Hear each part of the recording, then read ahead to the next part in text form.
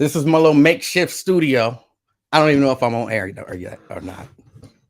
I got to make adjustments and such. I guess I should go on my phone and see.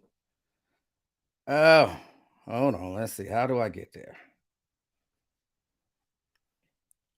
I don't have any I don't have any I feel like I got no shackles on me. Not that I ever really felt like I had shackles. Hold on, y'all. If there is anyone there, hold on.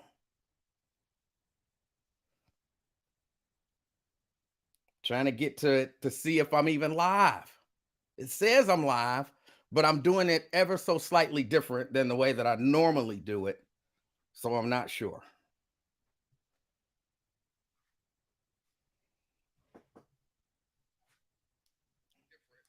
All right, there we go. All right, so I am live. Now I have to figure out how to do this chat thing. Chat. All right, there we go. Uh-oh. Wait a minute. It looked like I'm doing something here. Okay. Now let me go. I don't want to do that. So we'll just go here. All right. So it looked like I'm here. Looks like I'm on. Looks like I'm live. I have to look over this way every once in a while because that's where my comments are popping up. But good afternoon, everybody. This is the afternoon experiment. Yeah, because I'm just trying some stuff. But no, I just wanted to get on here and let everybody know I'm good. I'm good. Everything is fine. Lincoln didn't do no bad stuff to get me kicked out. And hey, at least I avoided getting punched in the mouth when that man finally retired. I avoided getting punched in the mouth. So you can't beat that. Maybe I should have punched him in the mouth. No. But yeah, no, it was exactly what I said it was. They wanted, they've had their policy since whenever they came up with their policy. And they wanted me to take that shot. Now, I thought, they put all these other stuff on me like, hey, well, what if you just do this? If you get a COVID test every week, then you be cool. And I'm like, all right, cool. And then it was, all right, if you get 2 of them every week, you would be cool. When I was like, okay, cool. I even offered, look, I get one every day. I'll get one every day because it wasn't that big of a deal to me. It's not that big of a deal to me. It's a coronavirus test. I could pass the coronavirus test with both hands tied behind my back and my eyes closed. But, they finally came to the conclusion that, hey, that wasn't the way that they wanted it to go down. And since that wasn't the way that they wanted it to go down, they made the decision to do what they did. So that's the decision that they made. They didn't force me out. I made a decision. And I stand by my decision. I stand by my decision. I'm all right. I'm comfortable. I keep glancing over because that's where my comments are coming up. I did not study hard to pass the test. But yeah, that's the whole story. That's the whole story. Nothing else. Nothing else. That's it. That's that. I made a decision. They made a decision. I don't want to oversell it because I'm not overselling it. But some people at the station literally begged me, just please go get the shot. Just please go get the shot.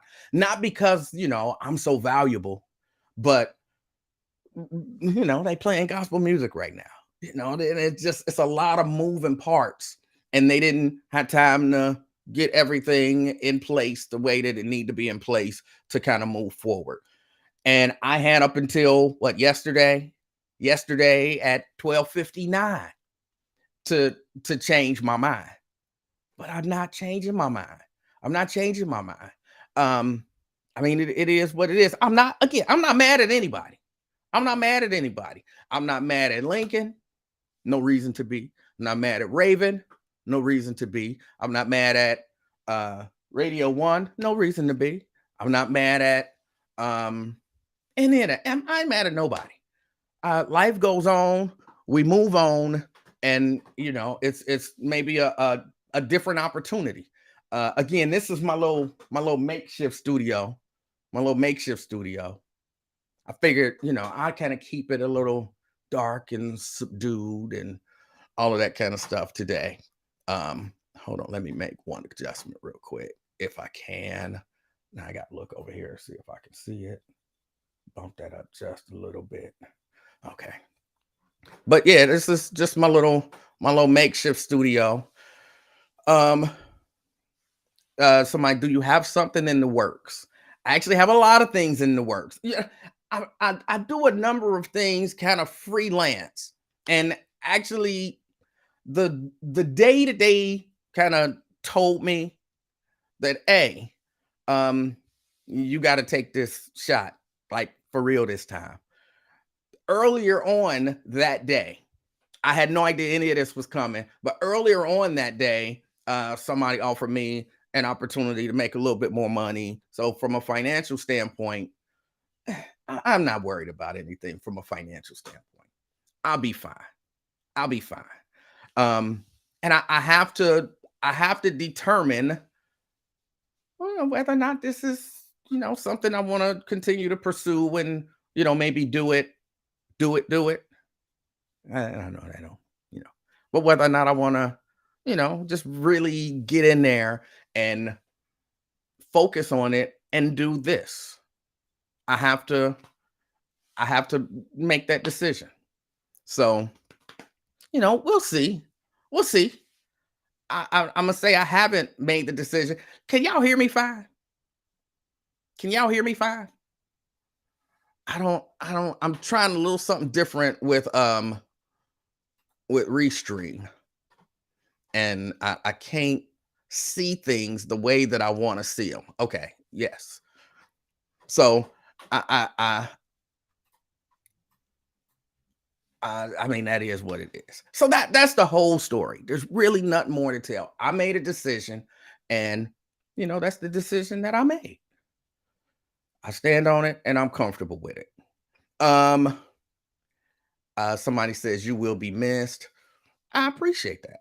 I appreciate that.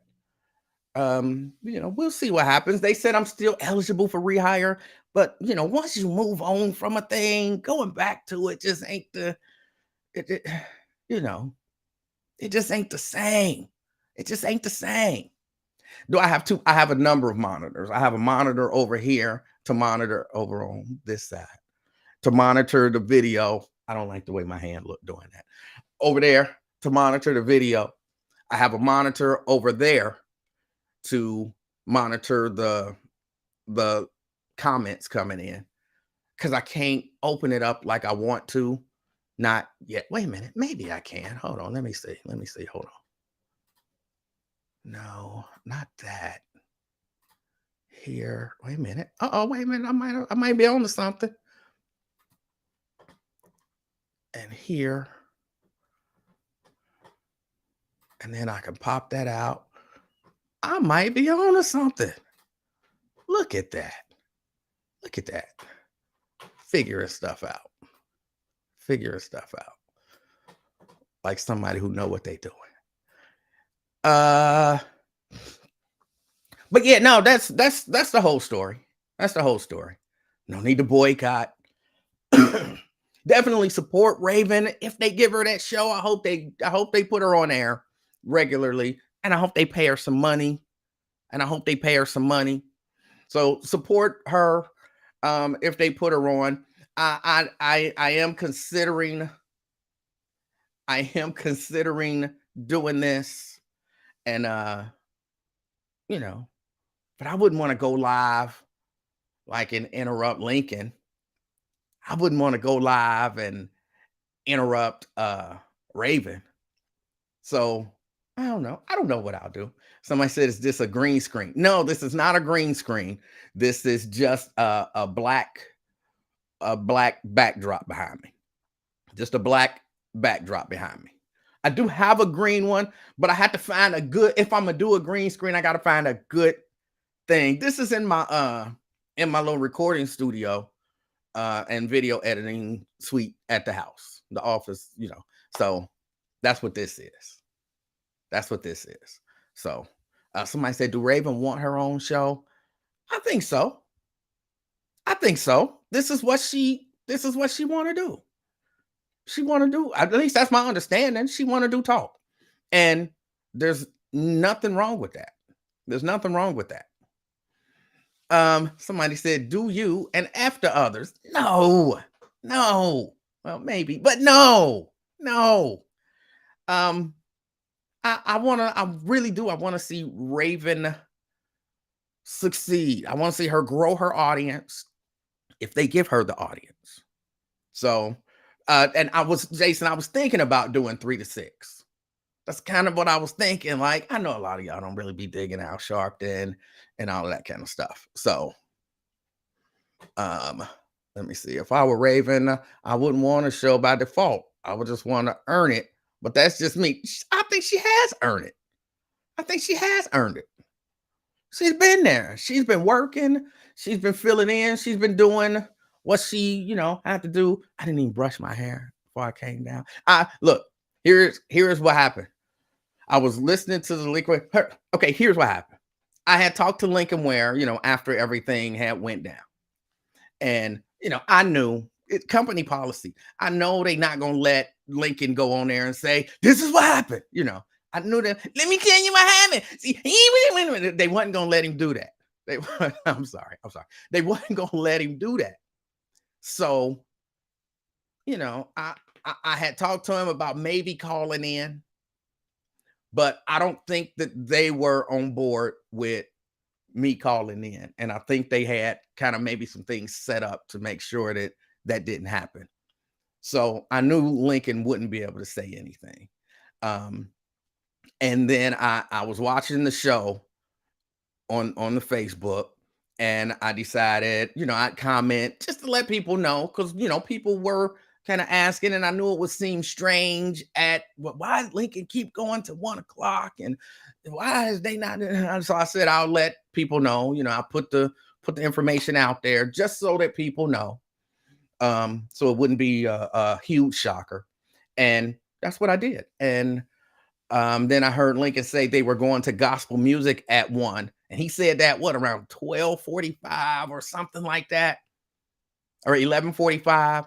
And then I said, okay, so since they're doing that at around 11:45, they going 1, I got like an hour or so. Cause I still, when you leave a company, you take all your stuff and you pack it up and you put it in your car, and then you drive home, and then you sit in the driveway and you think, no.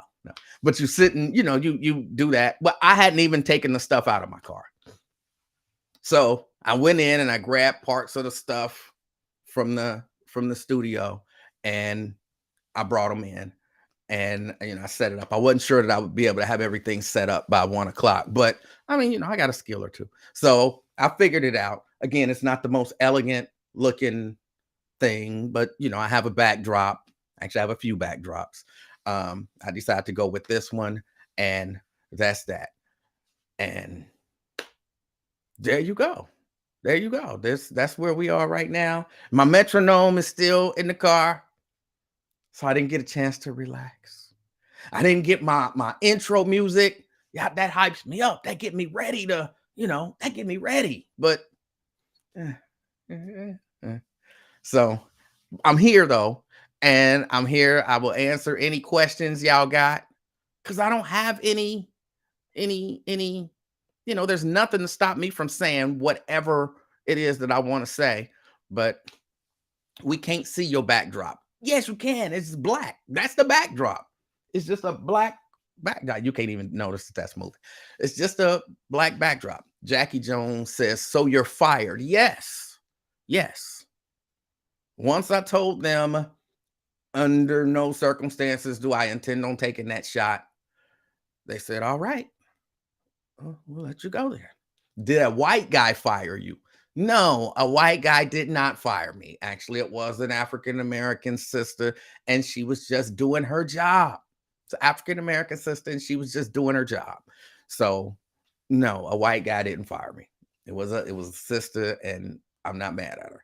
How long are you going to be on air? I don't know. You play it by ear until I, feel a little something different. I wish I would have known. Like I would have did some show prep. I would have did some show prep. I would have had some stories to talk about. I will say, yeah, the haters are still here. I will say, I watched some of the Winter Olympics. I enjoyed some of the Winter Olympics. Now, look, some of them sports, like some of the skiing sports, they was just too casual. Like I was watching, there's one where they kind of do a thing and they jump from something and they ain't flipping and stuff, but they jump from something, and they was just too casual with it. Uh, uh, no, I wasn't with that. But so is this officially a show? No, it's not officially a show. It's not officially a show. Not officially. Do you take the caller recordings with you? I didn't take nothing with me except for my stuff. I only took my stuff, but I didn't take anything with me. Again, I did have a nice little database of old calls that I thoroughly enjoyed. And I didn't even think to put them like on a flash drive or on a little hard drive and take them. But I used to listen to them periodically, and I didn't take them with me. I didn't. You mean you didn't leave those lights for Lincoln? I did not. I did not leave my lights for Lincoln. But no, if I decide to do this, then there's a way. Like I'm using Restream. It's a service. It's a service. It's a service that streams to multiple formats. So I'm using Restream, and I know there's a way to set up a phone line that I could take calls. There's a way to invite guests on and, go back and forth with me. Again, I didn't set any of that stuff up because my plan for today was to do a whole lot of nothing. Nothing. My plan was to sit there, sit around, watch some TV, play some video games, relax, and enjoy myself. All right, Robert Willis. Relax and enjoy myself. That was my plan. But then when I heard Lincoln say they were going to music, I said, I'll go on. I'll go on. Well, yeah, all of the videos that are up on YouTube, they're still there. Those are mine. I didn't do just for stuff like this. Is honestly the reason why I never live streamed on the Buzz's page. Well, this is a part of the reason. Another part of the reason why I didn't live stream on the Buzz's page is because they didn't have my name on the Buzz's Facebook page. On the Buzz's Facebook page, it said 1230 The Buzz, the home of the Lincoln Ware Show and Reverend Al Sharpton. And I said, what the heck? What am I? Chopped liver? I'm here. So if they can't put me on the page, then I won't put my stuff on the page. Now somebody said all I had to do was ask. But I shouldn't have to ask. I don't feel like I should have to ask. So I didn't ask. And I just let it be what it was. I feel like I need to move over. I feel like I'm not centered. But I ain't got no room. Like I'm really compacted in here. But yeah. Let's see. I missed a few questions. I see you, Raven. Hey, Raven. It's but it's all good. It's all good. So I know you can't say nothing, but I hope that you get that slot and you knock it out the park. And I hope they pay you some money.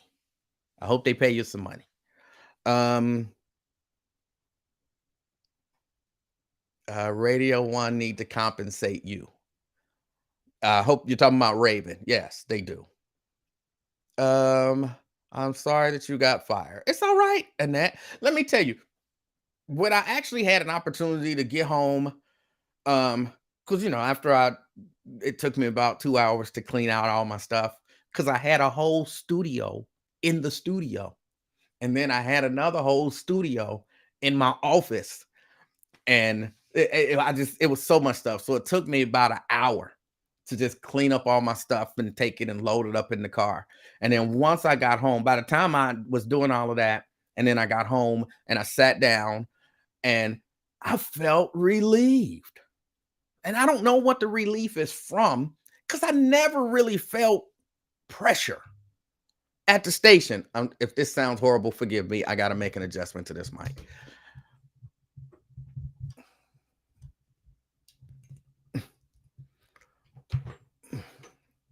There we go. But I never really felt pressure. I'm sorry, I got to look at the audio. Yeah, I never really felt pressure at the station for anything. Like, I didn't. I never felt pressure or anything like that. Everything was cool, but there was something about just being not there anymore that I was like, I'll tell you what it was. I was like, I don't have to do show prep. I don't have to do show prep and be prepared to go and talk for 3 hours straight about different things, try to be somewhat entertaining and somewhat informative. Y'all know my thing has always been I want people to think and try to be thought provoking. All of that. I was like, I don't have to worry about all of that stuff. I get to relax for a minute, for a minute. Like, I'm not looking for no gig. I'm not, again, I had an offer or two. I'm not picking up no gigs for the next probably 2 weeks. I'm not doing anything. I'm just chilling. I'm just chilling, like enjoying freedom. So you and Nate should team up and do a show. That might be fun. Do we need to raise a love offering for you? Hey, a love offering is always accepted. If y'all want to get together and put together an offering, go to Cash App and send me if look, if 1,000 of y'all, even though it's only like 70 watching, if 1,000 of y'all got together and sent me $100, life would be good. I could take a break and I could like do this full time. It only takes 1,000 people. Will you be one of the no, I'm just playing. But yeah, no, it's good. You in the closet at home. I'm not in the closet. I'm not in the closet. I've never been in the closet ever. Would you be 11, 13, 17? Would you be honest about now? It was so unfair to me. Ron, I have no idea what that means. What happened on November 13th, 2017? I don't know what happened. Good afternoon, Emanuel. Sorry. Gina, ain't you normally on the Facebook page? How can Radio One fire you when it's not mandated to get a vaccine? They're a private company. They don't have to do a mandate that way. They don't have to do a mandate that way. Emmanuel loves Raven. I do. Thank you, E-Man, for respecting the listeners enough to come on here with us. Hey, look, y'all supported me. Y'all the only reason that I did this because y'all know people have been asking me to do this for years. The company have been asking me to do this for years. Like when Lincoln started doing his, people have been asking me to do this. And I said no. I said no. And then y'all kept saying, do it, do it, do it, do it. And so I finally did it. That's the only reason why I finally did it. Because y'all said do it. So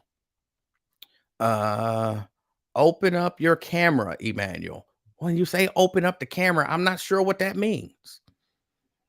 You were in a stressful environment that had you become so accustomed that you normalized the stress. I think it's just work. Just work. Going to work every day, being responsible for. And again, I mean, honesty is honesty. I ran a station. I ran a station. Almost every aspect of the radio station, I ran. When I was out, I was tasked with who gonna fill in. From time to time, I would get calls like, "Oh, this happened. What do we do? Or this happened, and what we need. You need to fix this, and you need to fix that." And I would, remote in and do stuff. Um, so maybe there was some pressure. I thought I heard something behind me. Maybe there was a little bit of pressure there. But running a station, it's not necessarily easy, but you know, it ain't that bad. It ain't that bad. But Matt says you don't know how true that is, or maybe you do. So much stress. Jerry Tolliver once told me working in radio is only good for telling people you work in radio. That is true. That is true. Purnell says, I'm going to stop listening to the Radio One station. I don't know about that. I wouldn't stop listening. I wouldn't stop listening. They still doing good stuff over there. Lincoln is there. And, I used to kind of pick with, well, I wasn't really picking with, I did used to pick with Lincoln all the time.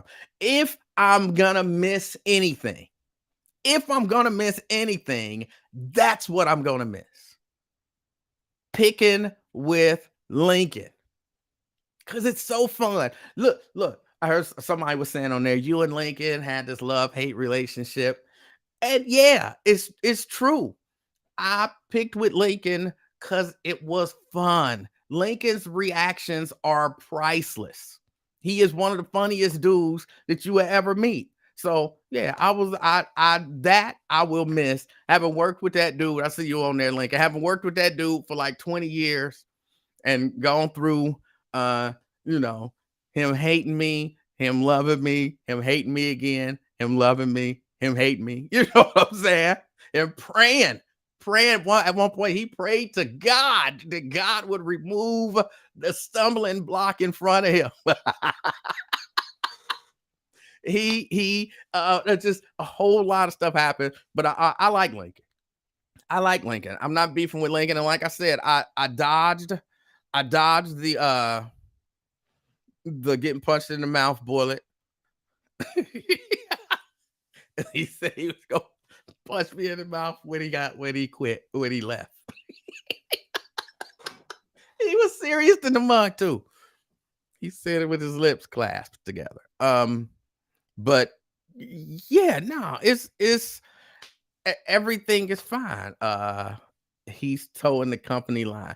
Lincoln believed what Lincoln believed. Lincoln believes that people should get that vaccine. I believe people should get that vaccine. Just not me. I don't believe in it. I'm not. And I'm not against anybody who does. John, thank you. John says, hang in there. You're a good man. Sorry to hear, but Scott says, sorry to hear about it, but I'm still waiting for you to call me. Scott, hold on. Let me make sure I got your number, Scott. Let me make sure I got your number. See, I can do stuff like this right now because I can. Scott Bain. But you sent it to me on Facebook. So, okay, I'm going to call you tomorrow. I was going to say today, but no, I'm not calling you today. I'm going to call you tomorrow. You was the one pulling the covers off the phony people who came to the station acting pro-black. I don't know that I did that. Karen says it's all about control. I truly do believe it is all about control. It is all about control. Because here's the truth. And this is what I tried to explain. Well, there was a few things I tried to explain to Radio One in hopes that they would change their mind about the decision. One thing I tried to explain to them is that as I was looking it up, the guidance on this from professionals and legal minds, the guidance on this is simple. If someone says that they have a religious or moral objection to getting vaccinated, the guidance to companies, it's not a law, but the guidance is, then just give them an exemption. As long as, number one, you don't have some credible reason to believe that they don't believe what they say they believe, which there's no credible reason for them to believe that I don't believe what I say I believe. I actually backed up what I believe with scripture and other things. That's number one. So if in good faith, you are supposed to say you have a religious exemption, fine. That's number one. Number two, if you do have some reason to believe that they're not being honest about it, you can then ask some questions, and then you're supposed to make that decision based on that. But even then, the guidance says if it does not cause an undue hardship on the company, if it does not cause undue hardship on the company, grant that exemption. Now, you might have things that they have to do, like get a test before you come to work, or, get 2 tests before you come to work every week. But as long as they're willing to do that and it doesn't cause any undue hardship on the company, grant them their exemption. That's what the guidance says. So my thing was, either number one, y'all don't believe that I believe what I said I believe. So well, we believe you believe that. Okay. Okay. So y'all just saying that my belief is not valid as far as the company is concerned. Well, no, that's not what we're saying either. Well, y'all saying one of those two things. Y'all saying what? It's going to create an undue hardship on the company. And I wanted to know, hold on, what about the idea of testing vaccinated people? If the idea here, because that's what they kept saying, oh, we just want a safe workplace. We want a safe workplace. What about safe workplace for everybody? Because, vaccinated people, they get it and they can pass it along. So take all the unvaccinated people out of the company. But what are you doing to make the workplace safe for all of the vaccinated people? Yeah, I don't care about making the workplace safe. It's a power move. I've been telling y'all that for months now. So, I had an idea that this was coming, but it's all good. It's all good. I'm not I'm not mad. They have their policy and they have a right to have their policy. I'm not mad at them. Um, and that's it. That's it. Dante said, take my hat off for sticking to your guns and not allowing an employer to scare you into doing something you don't want to do. Okay, thank you. Thank you. Black Wolf Fish, he is still there. He says, hold on. You lost a job of over 20 years? Yes. Yes. Yes. And somehow I'm comfortable with it. Like for real, other people are like more upset about it than I am.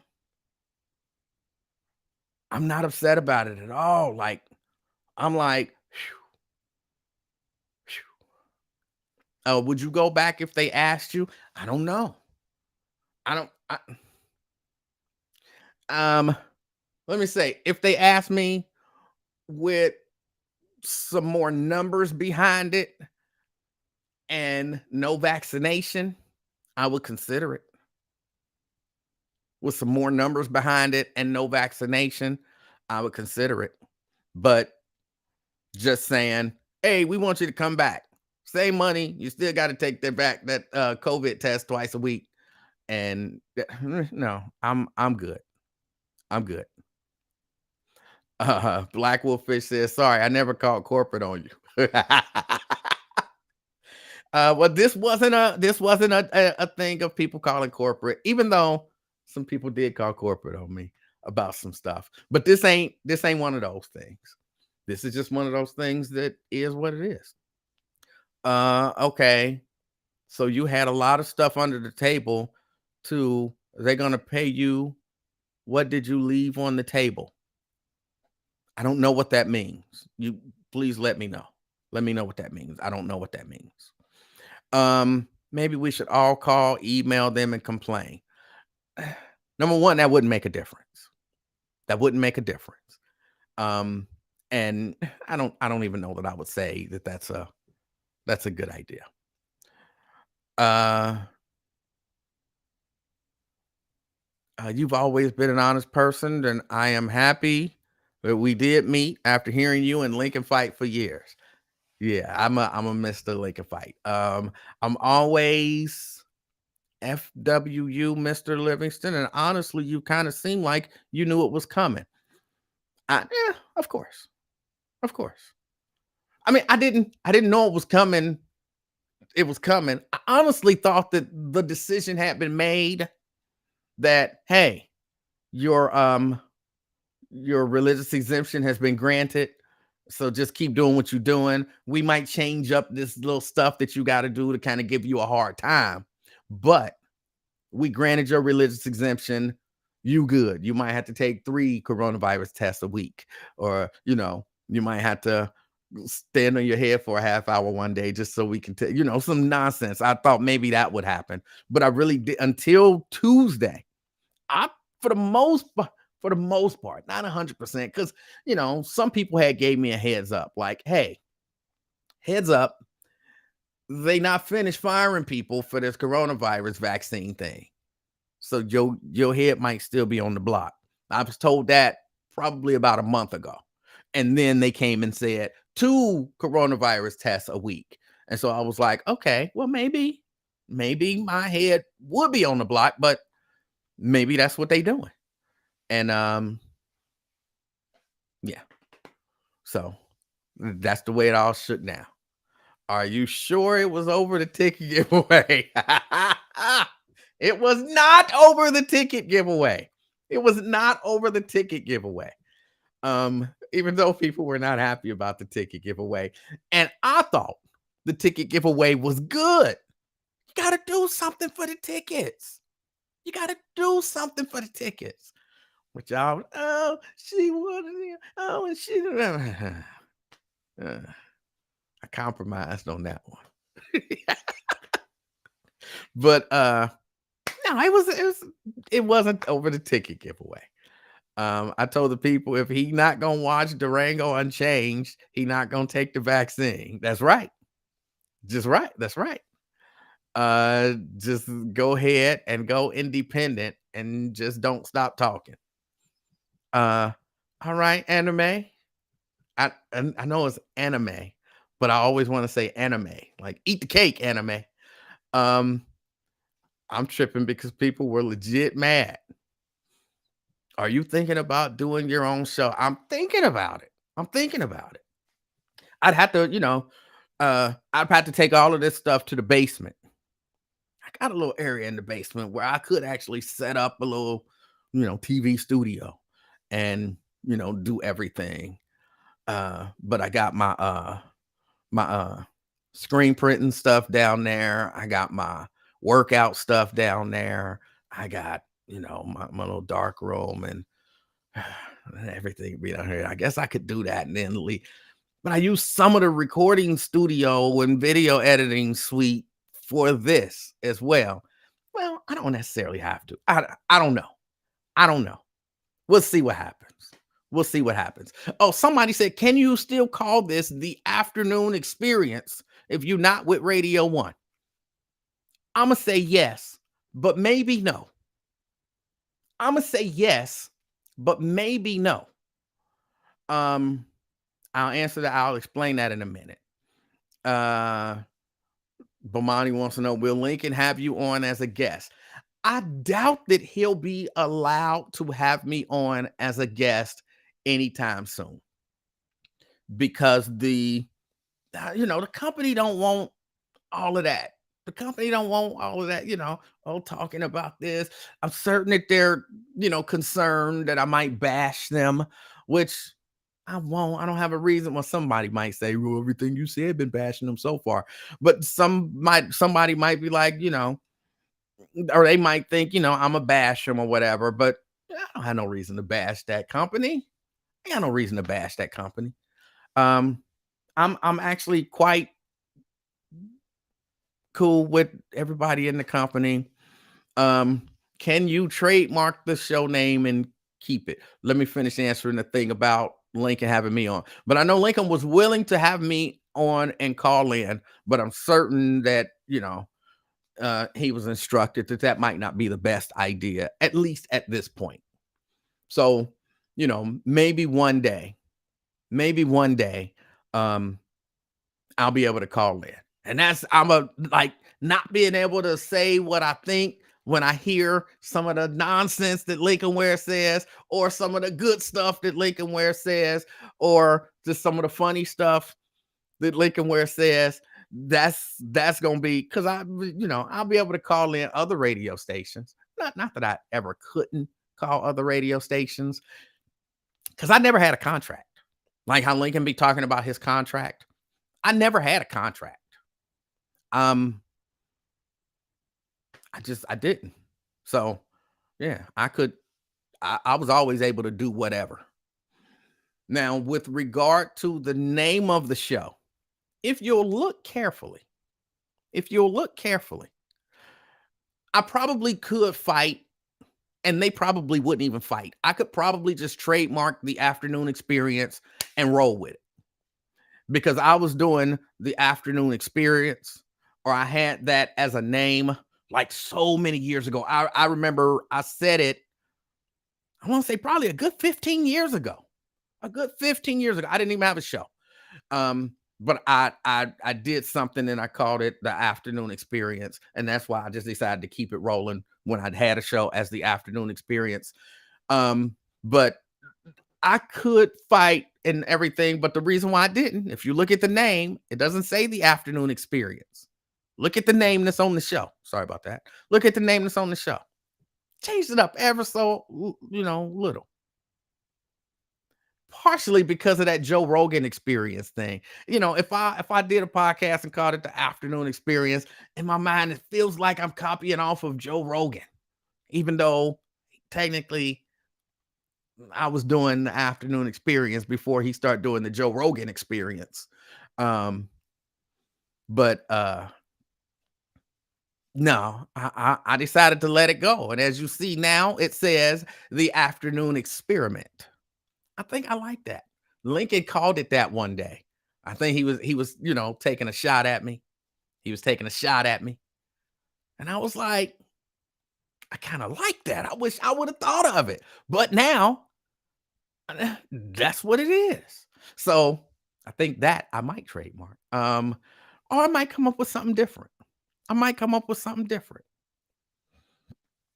What was your brother's reaction to the decision? I haven't actually talked to him about it. I'll probably talk to him later on today. I haven't talked to him since Friday. Somebody asked, did security walk you out? No, security did not walk me out. Security did not walk me out. Actually, the general manager, I don't even know if he want me putting it out there, but it's the truth. The general manager helped me carry, all of this equipment. I made a whole lot of trips on the elevator, but he helped me carry the stuff out to my car. And, it was fine. It was fine. Um, as a matter of fact, when I finally told them, like, look, I want y'all to know at it was probably about what I had a meeting at 3:15. And probably by 3:30, I told them definitively, I am not taking that vaccine. And they're like, why don't you just take until Sunday to make that decision? And I'm like, no, I don't need till Sunday. I already, that's my decision. And okay, if that's your decision, then, as of this moment, you are terminated. So we'll move forward with the termination. So you are terminated. And I was like, all right. And I just because I am who I am, with some people say I was a fool. But hey, I told him, I said, look, here's what I want to do. Let me go ahead and finish out scheduling for the weekend, put in all of the weekend shows. I'll schedule out for a few weeks in advance to give whomever an opportunity to get everything together.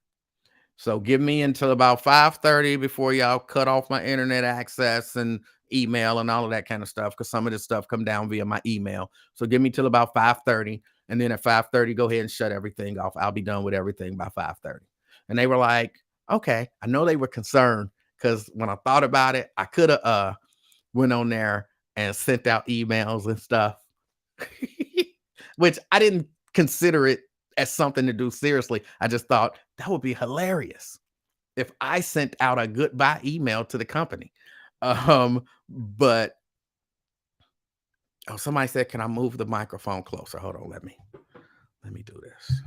This is gonna get a little noisy. I apologize. Make an adjustment here.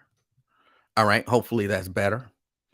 Um, but so yeah, I did that, and then I just packed up everything, and then I left. And then shortly after that, they sent out the email to the rest of the company that he's no longer with the company. And it's just a basic, he's no longer with the company. He's been with the company since I think November of 2000. I think that was when I started with the company, November of 2000. And we wish him well in his future endeavors. And that was that. That was that.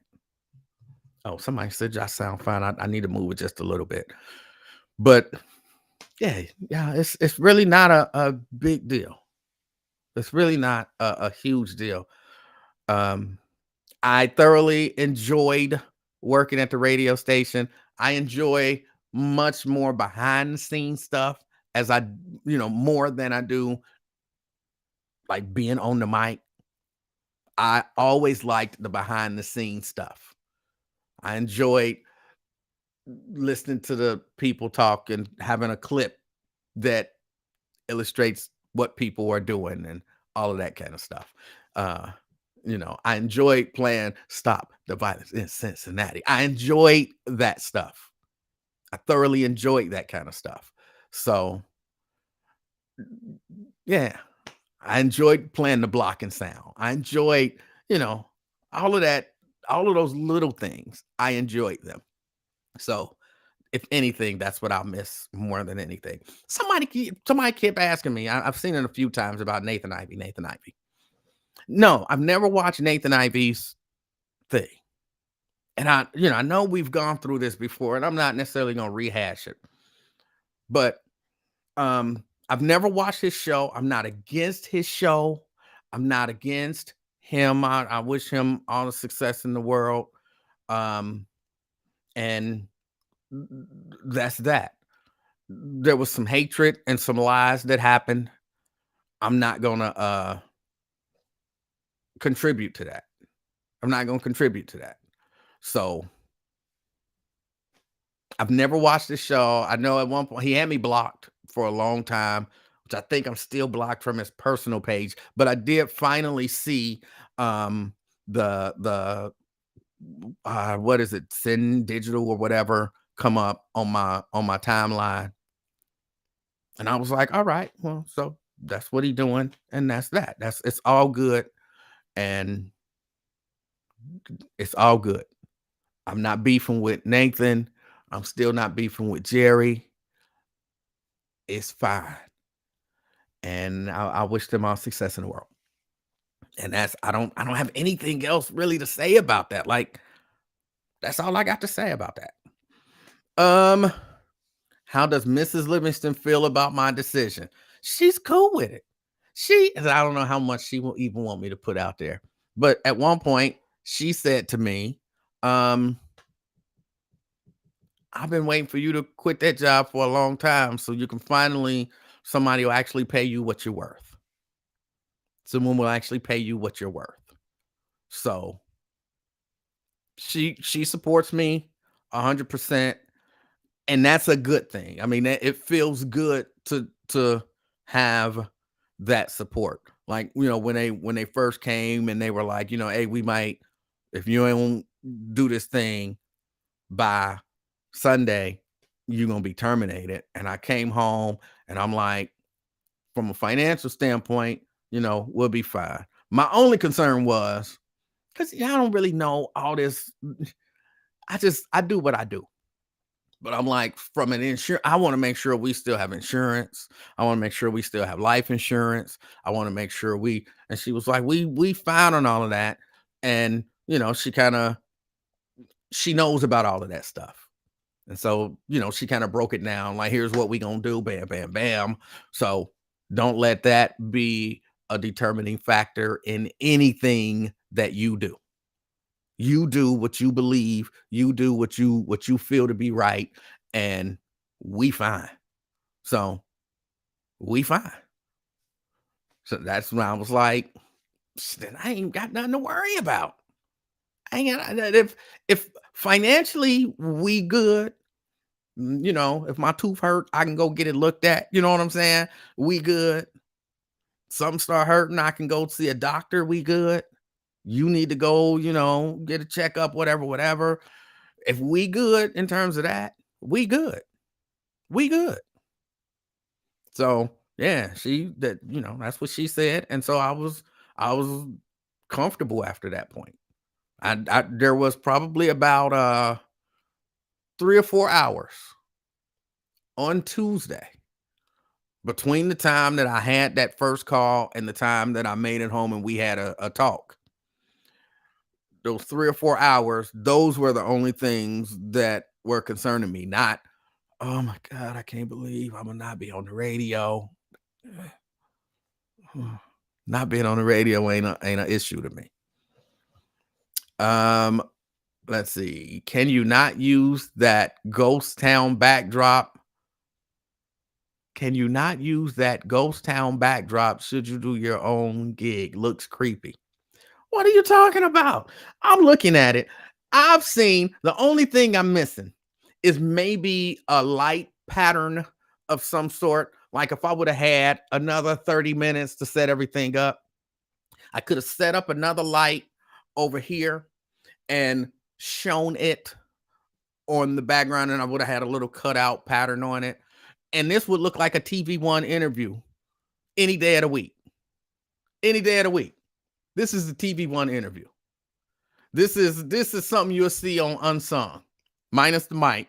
I will have a boom, which I got some boom mics coming, but not for, I mean, I'll use them for this, but this wasn't what it was for. But this is a TV1 interview every day of the week. All I have to do, if I just look here and talk, like, yeah, you know, in the 70s, we was making a lot of money. We had hit records. And then he decided to get greedy and, not want to pay us. He paid us $50 per gig. And I can't live on $50 per gig. That's a straight up unsung interview.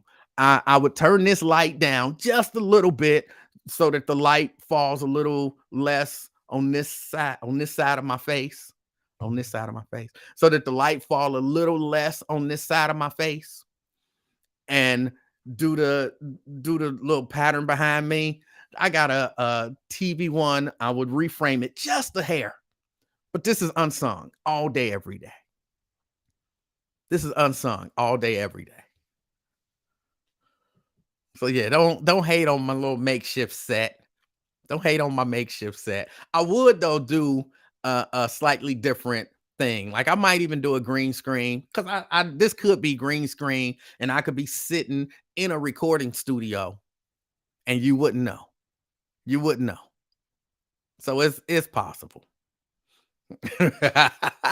What's the name of the group? Soul Progression. Soul Progression. Back in 1993, we started. I joined Soul Progression, and I joined as the new lead singer, and everything was going well, and gigs were going good. We had money coming in, and then the professor left the group. He was our keyboard player, and he was.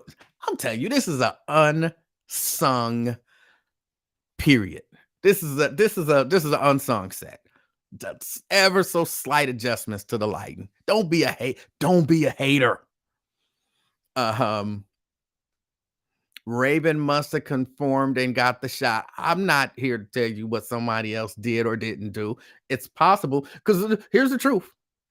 They fired a number of people, I want to say 6 months ago.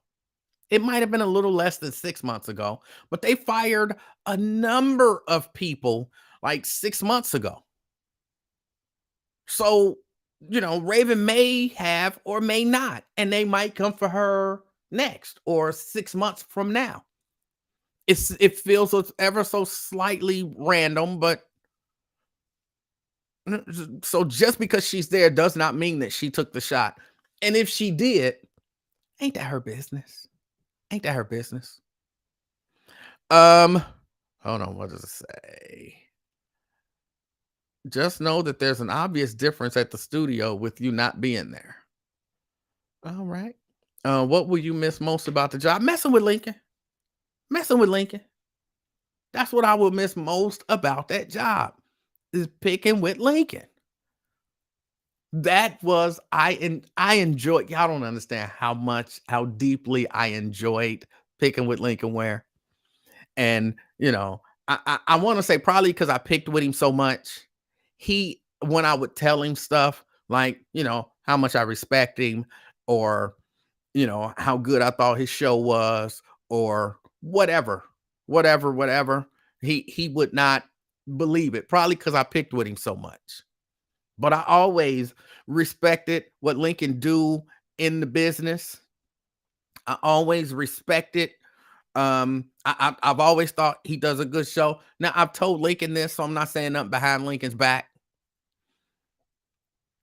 Lincoln's show is just flat out entertaining, and because there are different genres even of talk show, and I kind of liken it to a doctor show on TV, where you got some gritty show, which I've never actually watched. You got some gritty show like ER. I don't know if ER was gritty or not, but it's like a serious drama.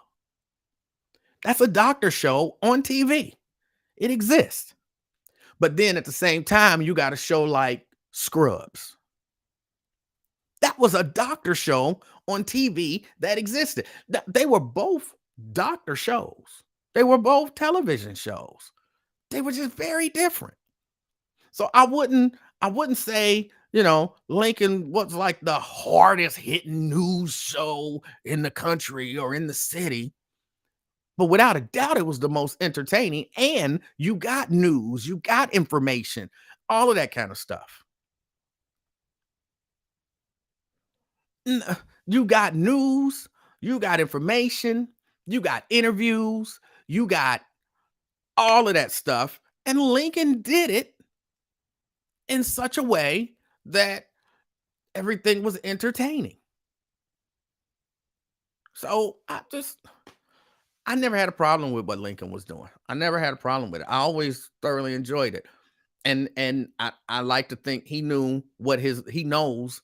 I'm saying knew like he died. Like he knows what his lane is, and I like him in that lane. He ain't trying to be something that he's not. And some people, whatever, but Will, hey, what's up, Will? And the saga continues with Radio 1. Some things never change. Yeah, Will, they wanted me to get that shot. I'm not getting that shot. And well, it is what it is. So yeah, but no, Lincoln does a good job of doing what it is that Lincoln Ware does. Now I have to tell y'all, because there's a part of me that want to talk about some topics, but I didn't watch the news this weekend. I was like, I don't have to watch the news. I don't have to know what's happening. None of that. None of that. I don't have to know anything. So somebody tell me What is Deanna says, welcome to the other side. It's nice on this side. It's nice on this side. Um, tell me what is going on in the world? What's like the big news? I know Russia has not invaded the Ukraine, and hopefully they don't. Somebody said just talk about this. What else is there to say? I don't know that there's anything else to say about the situation with me. Oh, that judge. Oh my goodness. Oh yeah, that is the one thing I wanted to talk about that. Um the judge who gave Kim Potter the basically 2 years. Can I just tell y'all how fired up how upset I was watching her fight tears and choke up talking about how difficult it must have been for Kim Potter. What about for the dude that's dead? What about for his family? Oh, well, his life mattered, but Kim Potter, just think about she had to, what she had to go through. Just think, what the hell? Why do I care what Kim Potter had to go? She shot and killed somebody. And I'm supposed to be concerned with what she went through? I don't care what she went through. She fine. She's alive. She didn't get hurt. She got arrested. And she only gonna have to serve really less than 2 years for killing somebody. Just straight killing somebody. Somebody said you skipping words. Get back close to the mic. I ain't skipping no words. My internet might be a little slow, so you might get a skip every once in a while here or there. But yeah, for her to, but that's what we elect at. We anytime when judges are running and they're talking about how they're gonna be tough on crime and all of that kind of stuff, I don't want to vote for them. I want to vote for judges that are gonna say, I'm gonna follow the law. That's what I think a judge should do. Just follow the law. What does the law say? And uh, there's making a downward sentence is not, you shouldn't be making a downward sentence. What does the law say the sentence for this crime should be? That's what you should be doing. Give them that sentence. It gets frustrating when you sitting back and these law enforcement officials are allowed to do anything and get away with it. And I know somebody would say, well, she didn't get away with it, Emanuel. She didn't get away with it. She's got to serve 2 years. No, she get away with it. Yes, Daryl, it was an Asian judge. It was an Asian judge. And that means something. Exactly what? I'm not sure. But people would remember when all of the Asian hate stuff was going on? When all the Asian hate stuff was going on. And I kept saying, it's wrong. It's wrong to like go beat up an Asian person or something like that. That's wrong. I still stand by that. That's wrong. Don't be going and beating up no Asian people. At the same time, Asian people ain't really been no huge friends to the African American community. Asian people ain't out there when we were talking about all of the Black Lives Matter stuff. I didn't see no whole lot of Asian people out there.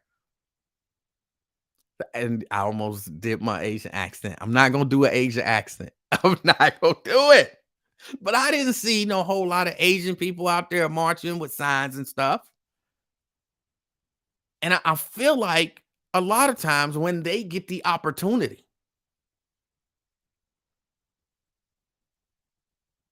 they are not very much pro-black. They're pro-Asian. And I think they trying to, they working their way into being accepted as almost Caucasian. So they don't care. And of course, some, not all. I'm sure there are some Asians who are like, hey, leaving black people alone. But I think a lot of them are like that judge. They look at us through that same lens that the white community looks at us. They're criminals. They're no good. They're bad people. They're inherently violent. All of that stuff. I think that's what happens. So I think I was furious. That I was furious.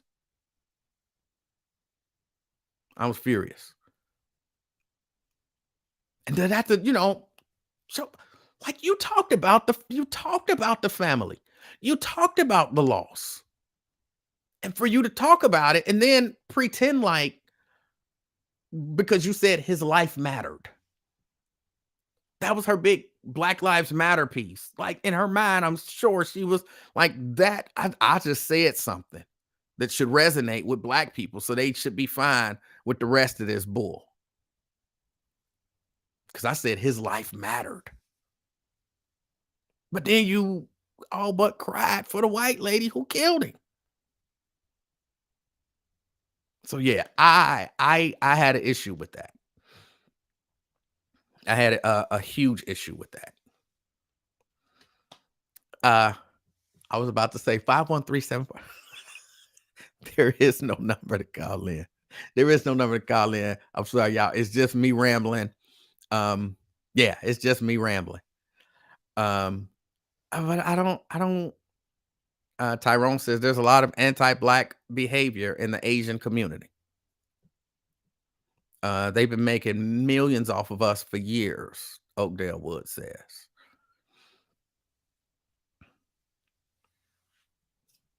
Asians, and Tanisha says, yep, melanin tone folks to the wolves. Asians don't like us either. Yeah, I think and when you see, and I know this is anecdotal at best, but it's a thing that I observed. When I was in high school and there were Asians, the Asians always paired up with the white people. The Asians didn't pair up with the black people. It's like you know what I'm saying? Because you gotta make a choice. Like you come in and who you gonna kick it with? Who you gonna kick it with? They always paired up with the white people. I noticed that with a lot of the Arabic people. They pair up with the white people. I'm just saying. I noticed it's just something that I noticed. When they pair up with the white people, that says to me. And to them, it might just be I met this dude and he was nice to me, so we kicked it. That could be what it is. But it says to me, no, I want to be on his team. I want to be on his team. In essence, you are picking teams. I want to be on his team. They winning. They winning. And maybe I can rub some of that off on me, and then I can win like they winning. But I definitely don't want to rub any of that blackness off on me because it is America, and that as we know, they know that they can be discriminated against in America. That they are.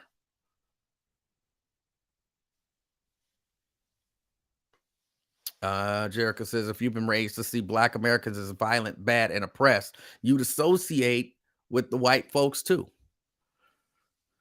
And then I think as that goes on and those associations continue, those thoughts get reinforced. Like they're bad. They're bad people. They're mean. They're violent. And yeah, when you become a judge, you might cry for the police who just shot a unarmed black man because you know He was a black guy, and we know about them. So I don't know. Seeing that made me mad. Seeing that made me mad. Um, Mike Will 729 says, "You still the king of talk." Of course I am. Thank you. But yeah, that wasn't gonna change. Like I did bring the crown home. I do have an actual crown, so I did bring the crown home. It's still in the car, but I wasn't passing the crown. I wasn't abdicating the throne. I am still the king of talk until I abdicate or until I die. Um, this is nationwide with Asians, Hispanics, and other immigrant groups. Daryl says they keep their dark-skinned Asians uh out of the way in those Asian countries. Yo Underwood says, Emmanuel, where is Purple Pros and 513 do? Purple Pros is over there. Purple Pros says we need an anti-mandate protest. Marie says, Emmanuel, you might grab the 15-year-old and slam him to the ground and sit the little whitey down on the couch. Yeah, I saw that too. I saw that too. That but for the people who always trying to tell us, for the people who are always trying to tell us that racism don't exist and this is all stuff we making up in our mind and we're race baiters and we're race pimps and we're all of this and all of that. How do you explain stuff like that? How do you explain stuff like police roll up and see two people fighting, one white, one black, and they grab the black one, slam him to the ground, put him in cuffs? He wasn't even on top. He wasn't even on top. They grabbed the black one, slam him to the ground, put him in cuffs, and they sit the white one down and tell him, just relax. He get to stand up over the black dude. Like he stood up over him and was looking like, and he say he was prepared to be arrested or whatever. But, and I mean, I could see that. Maybe he thought, oh, they gonna get him. But they like the dude was fighting back. And then, of course, she came over, put the knee on his back and neck. Oh, Brent says the dude actually wasn't white, but the cops sure treated like it. He looked like a white dude. He looked like a white dude. And that's, I guess, why he got treated like a white dude, because that's what he looked like. So, and y'all make it like we make this stuff up. We don't make the stuff up. I did see a story where some cops in Ohio lost their qualified immunity. And I don't remember exactly when this happened, but there was a guy at a fair, county fairgrounds, and I want to pull it up, but everything is too far away. But he had on a shirt said "F the police," and the police kind of harassed him about it a little bit. And eventually he took off the shirt, but then the dude from the fairgrounds or whatever came over and they brought the police and they eventually was throwing him out again based on nothing, just because he didn't even have a shirt on anymore.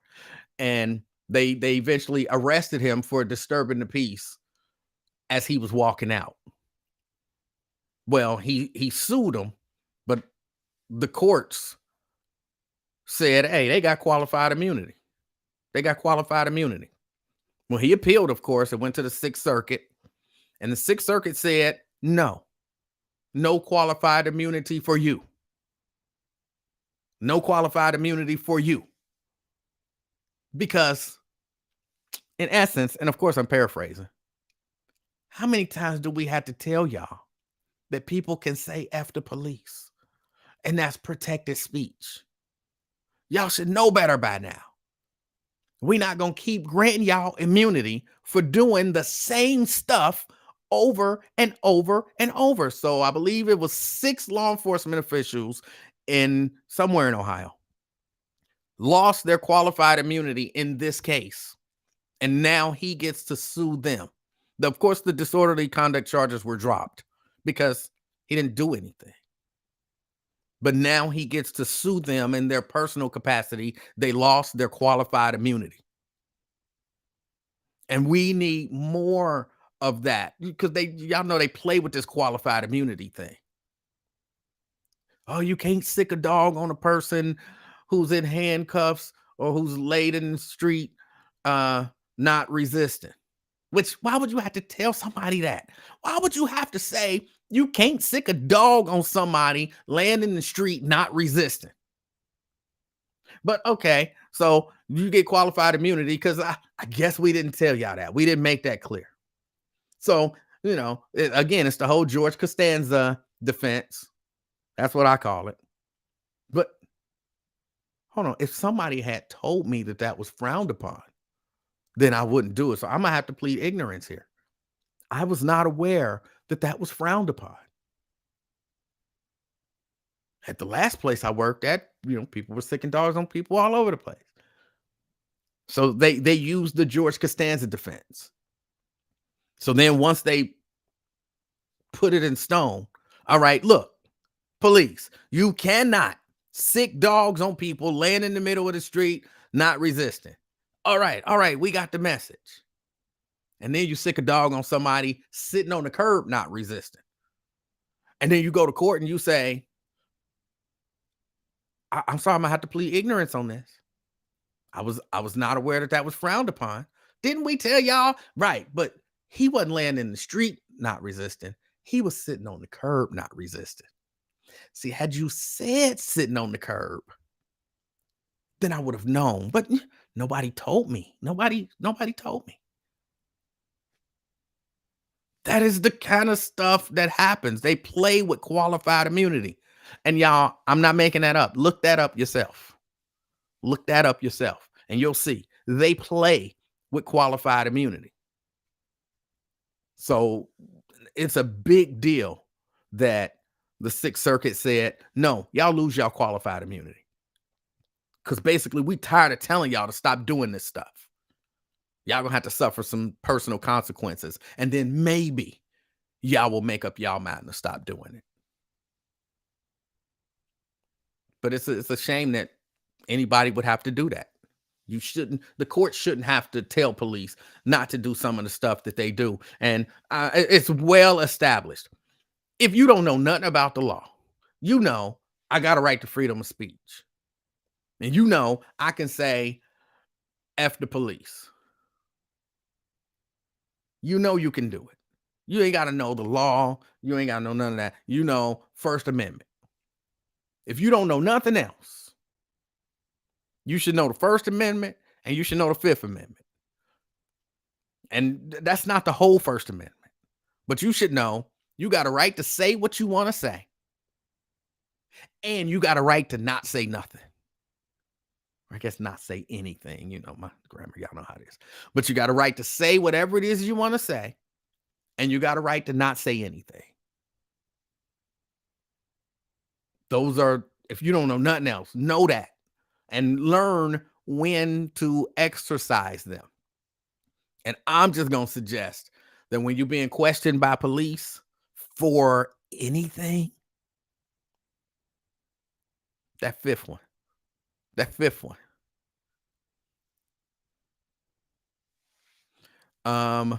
once you start calling Lincoln a super spreader after the Super Bowl, they got rid of you. It had nothing to do with that. Nothing. Even though he should have been wearing a mask. And he did not tell us the truth.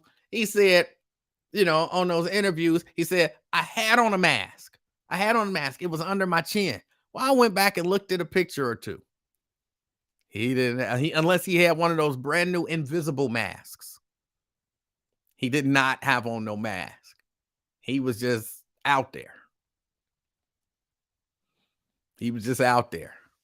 So, but all right, y'all. I wanted y'all to, have an idea what was going on. I wanted y'all to know where I was with everything, and let y'all know that everything is fine. Let y'all know that everything is fine. Oh, yeah, he had on a mask that looks exactly like his face. Or at least it looked exactly like his chin, because he said it was under his chin. And then when he finished the interview, he put it back on. But it looked exactly like his chin. Tropicana, hey, can we get this daily? We'll see. We'll see. We'll see. Just if y'all don't have y'all notifications on, put your notifications on so that you are notified when I do come on.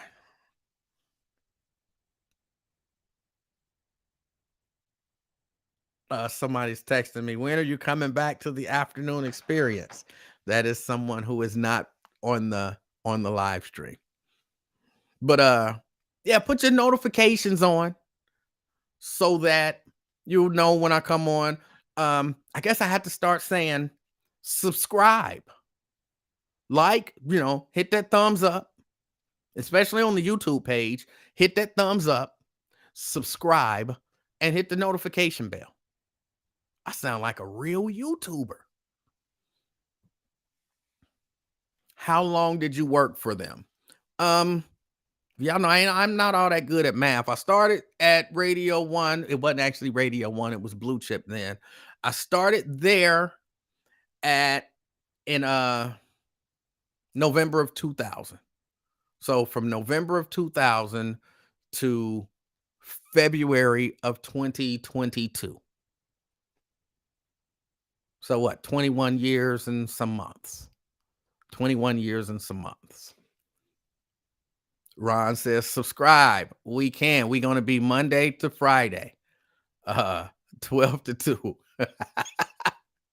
I um I can't commit right now to Monday to Friday, 12 to 2, especially like not for this first week.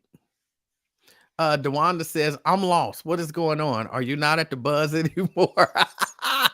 Dewanda, this whole thing, you must have just tuned in. I am not at the buzz anymore. I was let go because I will not take that vaccine. I'm not comfortable with the vaccine. Don't believe in the vaccine. Not yeah, it might change someday. Something might happen and I have a new awakening. But for right now, no.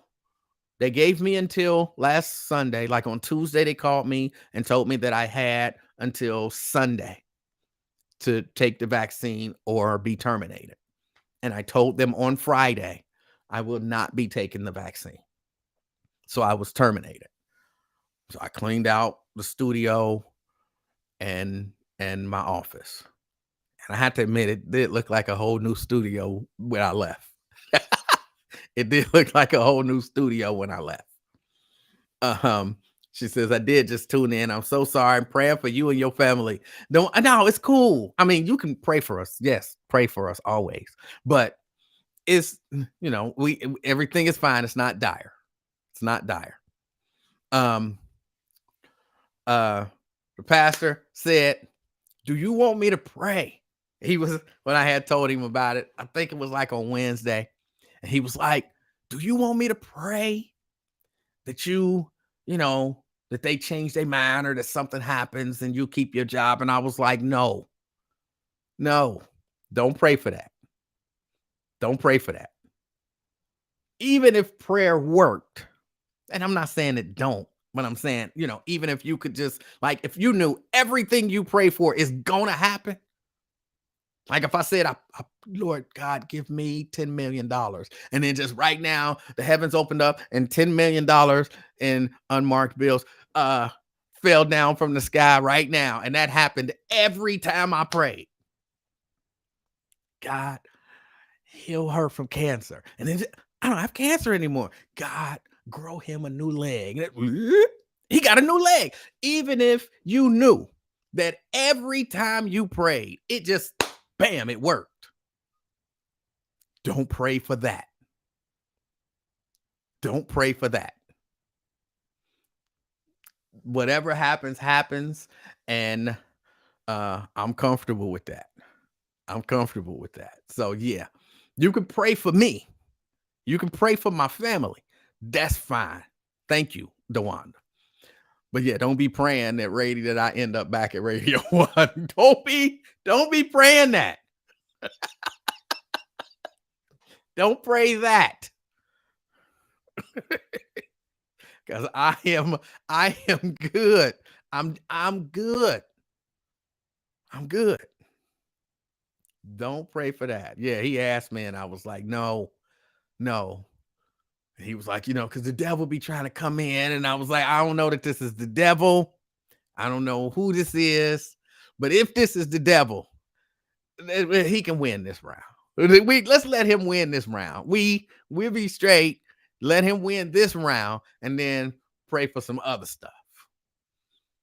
But I don't think this is the devil. The devil did not win this round. I have a feeling because sometimes it's just time to move on to a different chapter. Sometimes it's just time to move on to a different chapter. And like I said, Mrs. Livingston said, hey, I was kind of waiting for this because it's time for you to work somewhere where they value you and they pay you what you're worth. And even if that means me working for me and earning what I'm worth, or me going elsewhere and working and earning what I'm worth, whatever. I can say this with no hesitation, even though I just hesitated. I can say this with no hesitation. Nah, I don't feel like they were paying me what I was worth. And especially not for, all of the things that I was doing. But I I can't blame them because at any point I could have left or I could have said this is unacceptable or whatever. So if anybody's at fault, it would be me. Wow. Didn't know that Lincoln would be retiring so soon. Lincoln is not retiring. And I keep telling y'all, or at least I keep telling Lincoln, I would not, if I were Lincoln and they were, well, I can't really tell you what he making right now because I don't work there no more. And he might have got a raise since I left. But that's not a joke. But if I were Lincoln and I were making that kind of money, I mean, think about it. You 78 years old, right? You 78. How many 78-year olds do you know making six figures doing a part-time job? 2 hours a day. How many 78? Well, okay, maybe three. How many 78-year-olds do you know? You don't make six figures saying, welcome to Walmart. What else is something typically that older people do? Once they retire and, then you do. Does Lincoln make $300,000? He does not make $300,000 a year. He does not. Man, I told you Brian Flores would land a new job as an assistant coach. He was hired by Pittsburgh. Good luck to you. I'm sure you had great ratings for the Buzz.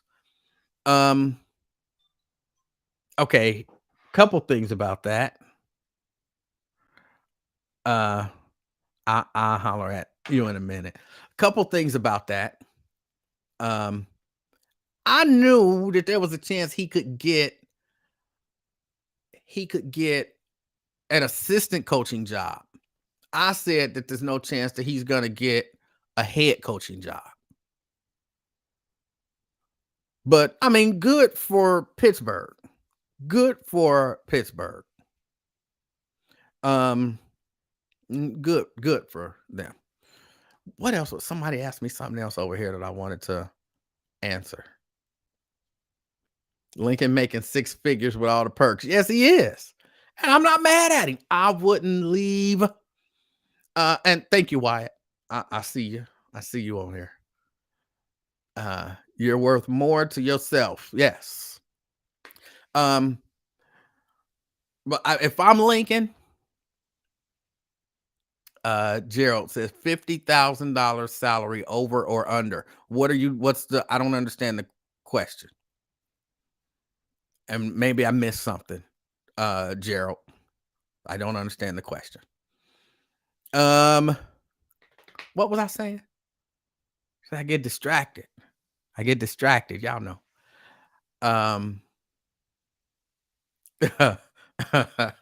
J-O, I can come to Metro now. I don't know, bro. I don't like them. I don't ride the bus for a reason. But you see what happens. But no, I think I was still mocking Lincoln. About how much money he made. And it's fun mocking because if they paid me what I know they was paying him at one point, like, here's the truth. You can't say to somebody, all right, I know you got your beliefs, your values, your morals. And we might need you to compromise those morals a little bit if you want this job. And you might want me to compromise my morals. Like, yeah. It matter. I know it sounds crazy, but it matter. How much are you paying me? Because if I'm going to compromise my morals a little bit, it's got to be worth it. And then you can't say to somebody, well, yeah, I want you to compromise your morals and your values, your belief system, but I'm going to barely pay you enough to live on. No, if you want me to compromise something, it's got to be something in it. Wyatt, yeah, anytime. Hey, you just let me know. So I'll be telling y'all, I'm real clear on it. I have a price. I don't know what the price is. Like, I know that there was probably not a good price for me to take that vaccine. Like, if they'd said, we're going to pay you $250,000 a year, I probably would still have not taken that vaccine. And again, I know I got a price. I just don't know what it is. $1 million? Would I have taken the vaccine if they said, all right, $1 million a year, you just got to take the vaccine? I don't think so, because I believe that strongly. I'm going to put a B on there, $1 billion a year, which, of course, is 100% unreasonable. Nobody's paying anybody $1 billion a year to do a local talk show to take a vaccine. So that's why I'm certain I have a price. But I think the price is an unreasonable price that nobody is willing to pay. But I'm not going to sit here and pretend like I don't have one. I have a price. Just, I doubt that anybody's willing to pay it. I'll go on record and say, if Radio One had offered me $1 billion a year, guaranteed contract for the next 10 years to do 3 hours on 1230 The Buzz, I would have probably went on ahead and compromised my beliefs and took that. But again, how reasonable is that? So that's why when I'm like, I got a price. I believe everybody has a price. It's a matter of for me, like I said, the price is not reasonable. It's not reasonable. And then, if well, I guess I can't even say that, because it is some people who go against what they believe. And I'm not saying like I'm not some hero, you know what I'm saying? Oh, I'm heroic. Like, no. Well, I'm not. I just believe what I believe. And that's it.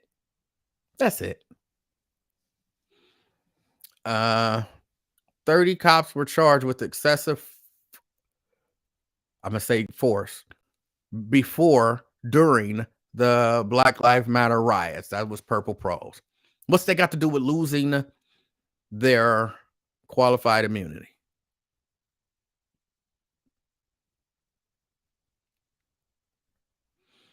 So money will make you get vaccinated. Hmm. Yeah, I'm going on record right now. Anybody, and y'all can take up a collection. Get this to Bill Gates. Get this to uh the Tesla dude. I can't think of his name. Get this to anybody. You give me $1 billion a year for the next 10 years, guaranteed. I'll go get the vaccine. I'll go get the vaccine. Hey, I'm putting it out there. I'm putting it out there. But yeah, it's unreasonable. So yeah.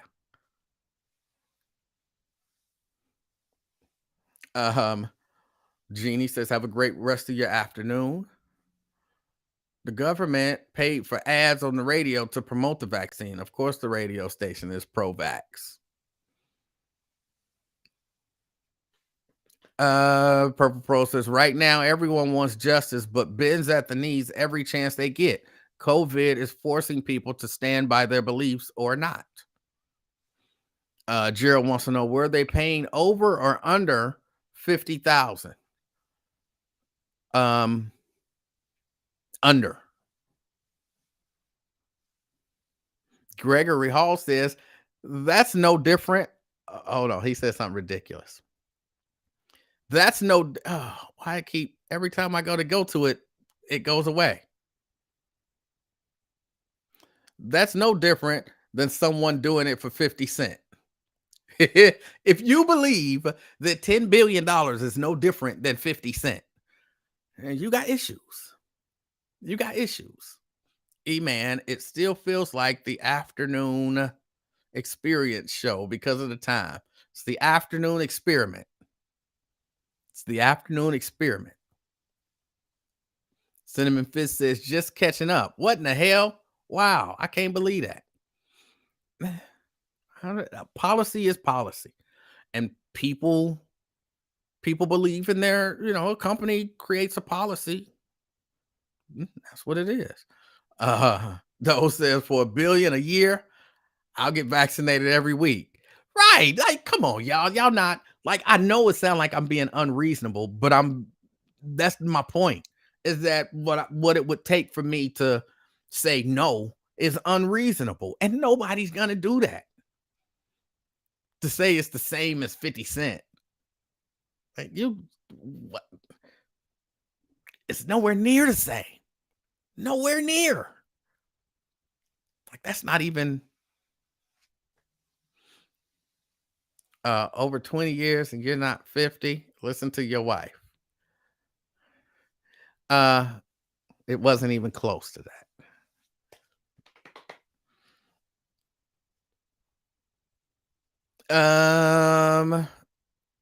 So short, they looking up at Bill Bo Baggins. I don't know what that means. I'm sorry. I don't know what that means. The rapper. There's a rapper named that? Go ahead and say why you don't ride the bus. Who is it that you don't want to be around? Those people. I don't want to be around those people. Listen to your wife. They're always right. That is not true. They are not always right. She be right a lot of the times, but she ain't always right. I'm always right. I'm always right. So are we gonna hear you in the same time slot down the dial? No. You were less than, yeah, way less. Way less.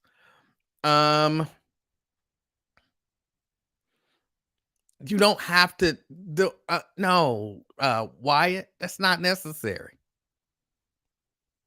Emanuel definitely does this for the love and to make sure our voices are heard. That's true. That's true.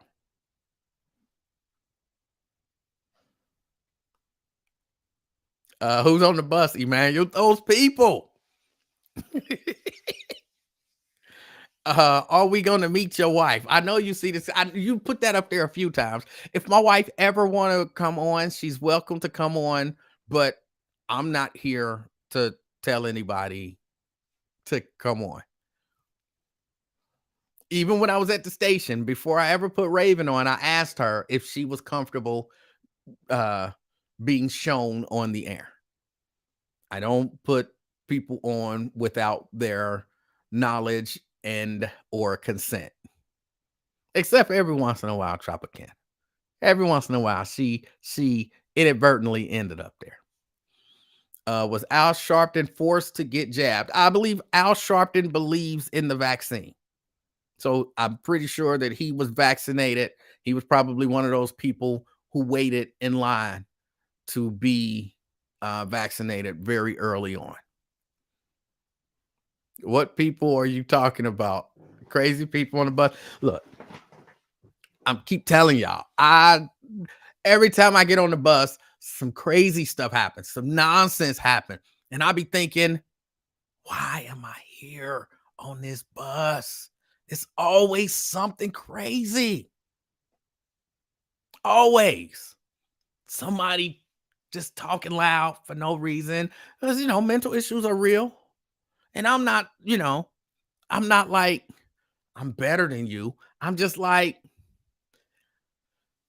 I'm different than you. And if I don't necessarily have to be around you with those issues, then why put myself in that position? I'm not I'm not better than anybody. I'm different. I'm different. But I'm not gonna be sitting around like yeah, people who say crazy stuff. I almost got into a fight on the bus. It wasn't the last time. It was a few times before that.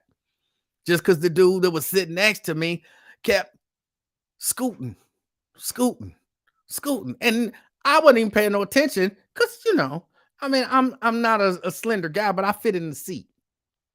I fit in the seat. And there's plenty of room. And next thing I know, what I'm saying? His knee is touching my knee. I'm always uncomfortable with that. I'm always uncomfortable with that.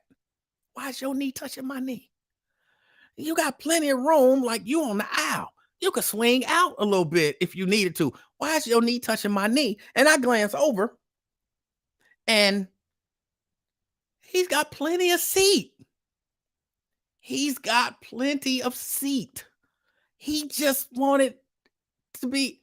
And I'm like, I'm bumping him over. And then he gonna be like, why you bumping me? Why you all over here? And it didn't escalate.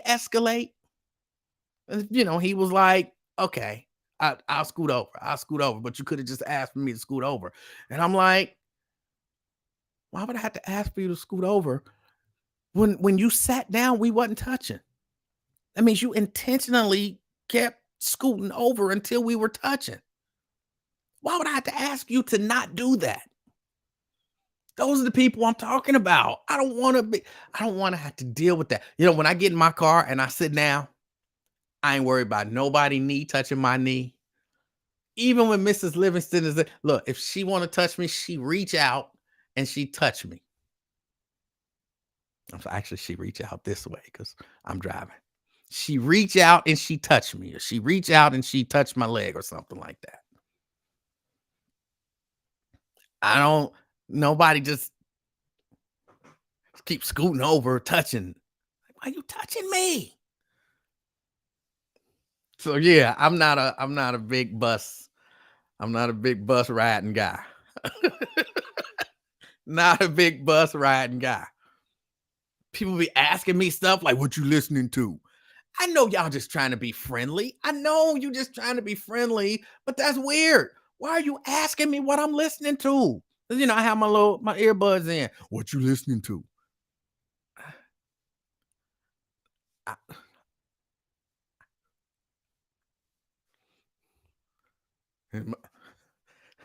clearly, I saw you were saying something. I gave you the I can't hear you gesture. I gave you the I can't hear you gesture. And then you're gonna elbow me like, yeah, what's up? What you listening to? Jodeci.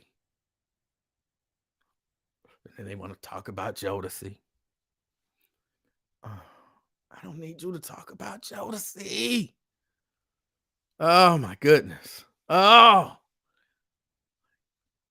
just leave me alone. Why you ain't listening to something? Oh. And see, Dewani, tell him to F off. Now, play that out.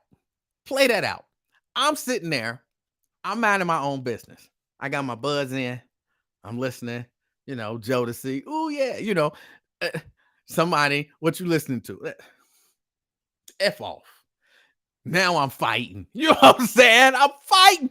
Who want to be on the bus fighting? Now I'm a video on the news. You know what I'm saying?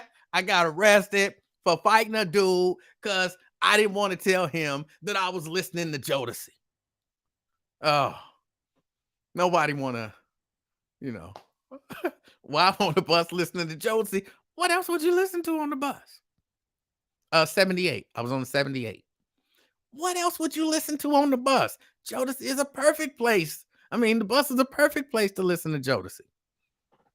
I actually like off of the I think their first project was called Forever My Lady, but I'm not sure. But off of their first project, I actually like all their up-tempo songs. So I'll be listening to the up-tempo Jodeci on the bus. Thank you, Brian. Thank you. I'll be listening to up-tempo Jodeci on the bus. I was at a restaurant yesterday picking up a to-go order. I was not singing out loud. I was just listening. And I guess because I had the buds in, he assumed I was listening to some music and he wanted to know what I was listening to. What you listening to?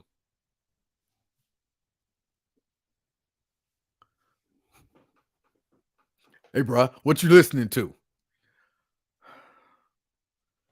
What? What you listening to? Jodeci. Oh man, Jodeci. Oh, they was bad, wasn't they? They was bad. You had Joe, and you had DeMonte, and you had it wasn't DeMonte. There was no DeMonte. But okay, you DeMonte, okay. And you had you had Casey and Mr. Dowman, yeah. And wasn't they brothers? Like, some of them was brothers, and then I think they were cousins or not cousins or something or another. But yeah, oh man, that when they be singing and they used to wear the I don't want to. I want to listen to a whole. I want to have a conversation about Jodeci. I'm just listening. The people who do that don't ever have the right information. Like people who have the right information, they don't bother you. People with the right information leave you alone. There's always somebody with the wrong information that want to share the information that they got.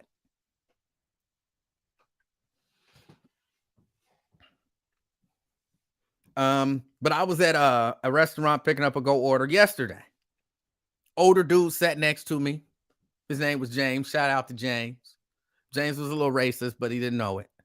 He was a white guy, older white guy. He was a little racist, but he didn't know it. And he sat next to me, and next thing I know, his knee was touching my knee. And I'm like, I'm sitting there on my phone playing spades. And then he going, hey, buddy, what you playing? Look at it, older white guy. I'm like,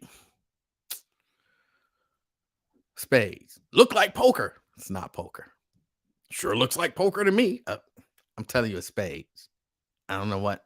It's spades. Well, I guess there's nothing wrong with spades. No, there's nothing wrong with spades. And he got to telling me about his health conditions. And he was just being a nice guy. But I'm just sitting here. I'm just waiting for them to bring me my food. That's it. It's a Sunday afternoon. I just got out of church. All I want is some fried chicken. That's it. I just want a few pieces of fried chicken. That's it.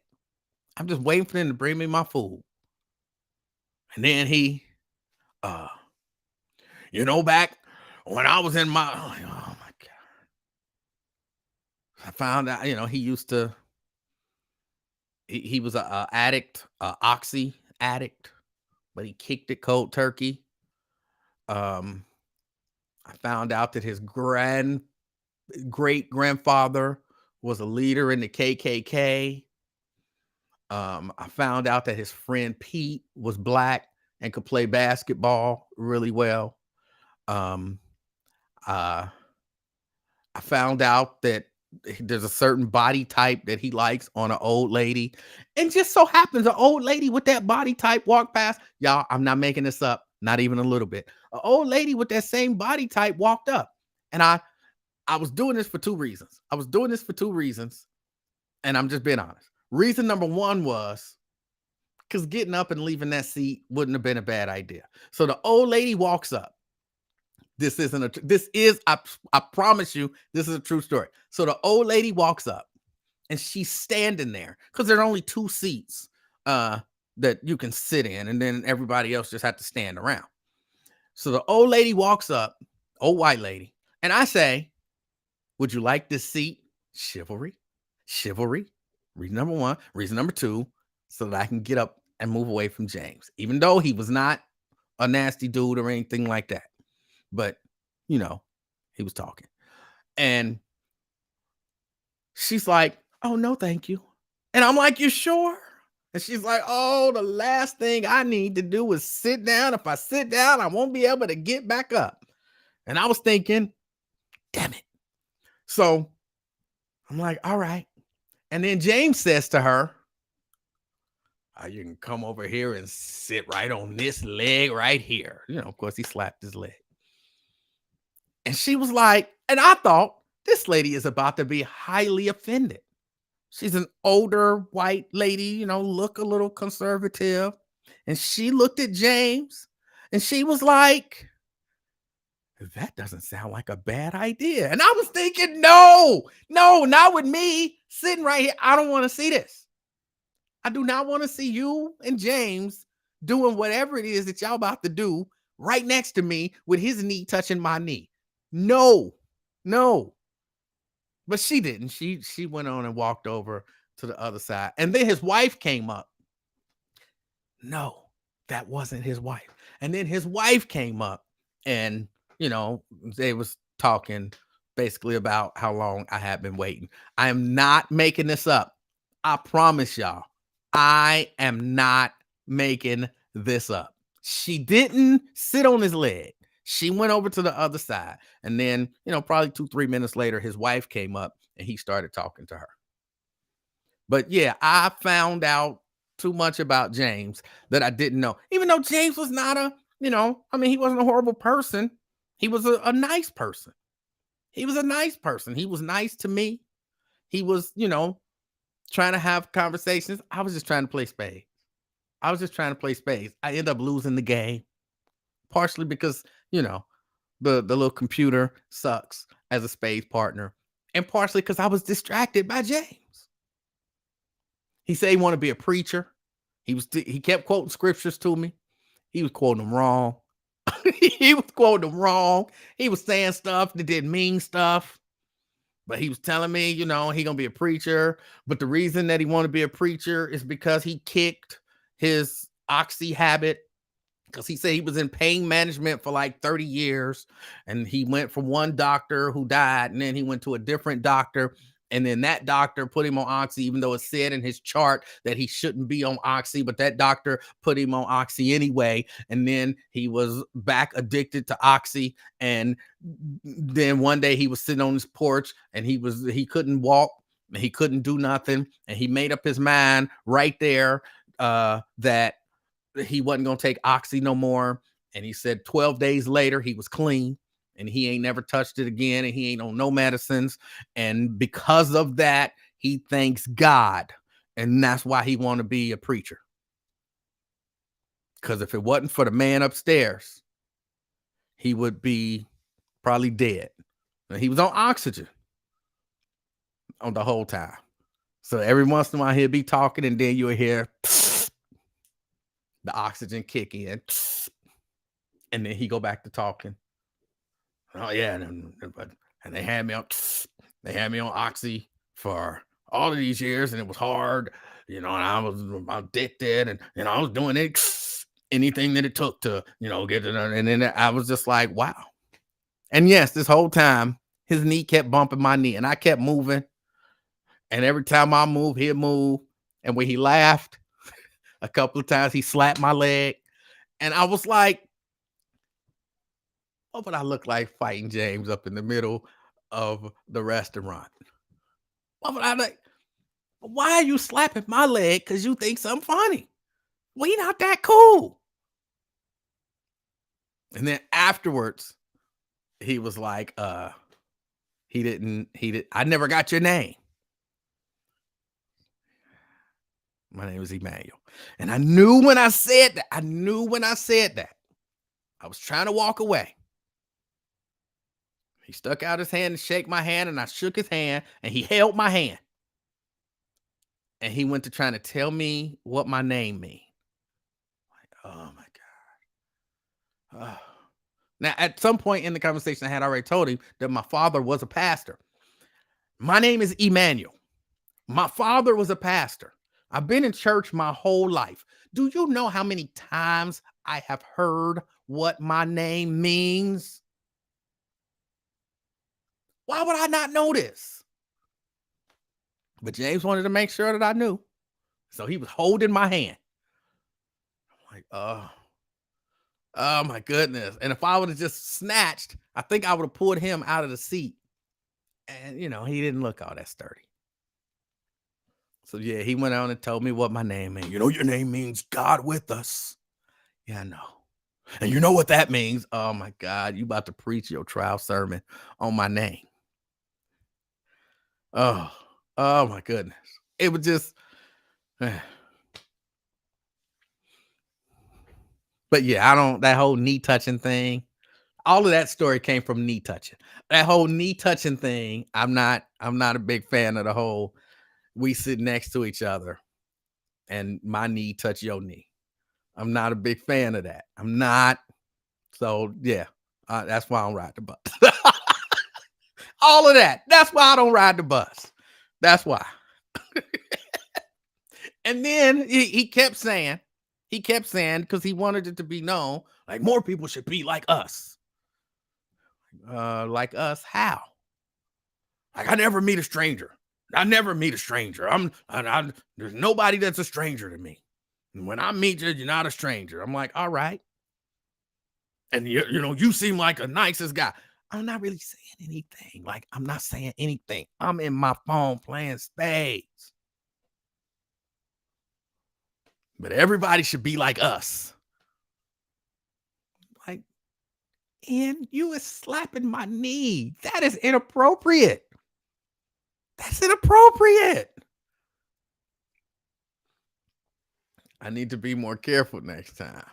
I was sitting there first. He sat next to me. Who just reach over and slap somebody else's knee? I'm gonna try that one day, just to see how it go. The real question is, did you check the food before you left? Yes, I checked the food before I left, and everything was right. Actually, they actually gave me a little bit more food than what I ordered, and I told them, I said, "This is it," because I do that. I try to be honest. So if you give me change and it's an extra $1, I'm gonna be like, "Oh, you gave me too much change. Here's $1." And a lot of times people be like, "Oh no, no, I didn't." I'm like, "Yeah, you did. Look, 1, 2, 3, 4, 5, and it's 6. It was only supposed to be 5. Okay, bam, and there you go. I give them back their $1. If I find money, I'm anybody drop a 5. Anybody drop a 5? I was not at Richie's. Anybody drop a 5? Anybody? So they gave me some extra food, and I told them like, "Hey, look, I didn't order this one. This is an extra side." I mean, I know it won't. What they gonna do? Okay, give it back. They gonna say keep it, but still, I be trying to be honest. I be trying to be honest, but people do. People be touching people, talking to people. Just yeah, Brent, you know why I do that about people drop money? I remember being a really young kid, and I remember my sister sending me to the store, and I can't remember if she gave me a 20 or what denomination the bill was. But she sent me to the store to get something. It's my older sister. I went to the store down Calvin's. I went to Calvin's, went to get what she, but when I didn't have the money. I was like, where is the money? And I looked back and there was this lady. She was coming up from bending down, if that make any sense. She had bent down and saw the money and picked it up. And by the time I turned around, she was picking the money up. And I, being a little kid, I might have been 10. I might have been 10. I turn and I say, did you see whatever it was, a 5 or a 20 or whatever it was? And she was like, well, steady putting it in her pocket. Nope, I didn't see nothing. And I remember going home, because I guess she had given me 2 bills. And I had bought what I could buy with the one. But of course, it wasn't exactly what she wanted. So she was pissed.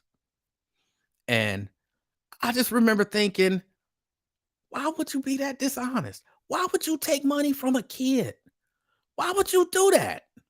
So I kind of said to myself back then, as a little kid, maybe 10 or 11 or whatever, however old I was, I remember saying to myself back then, I won't take people's money.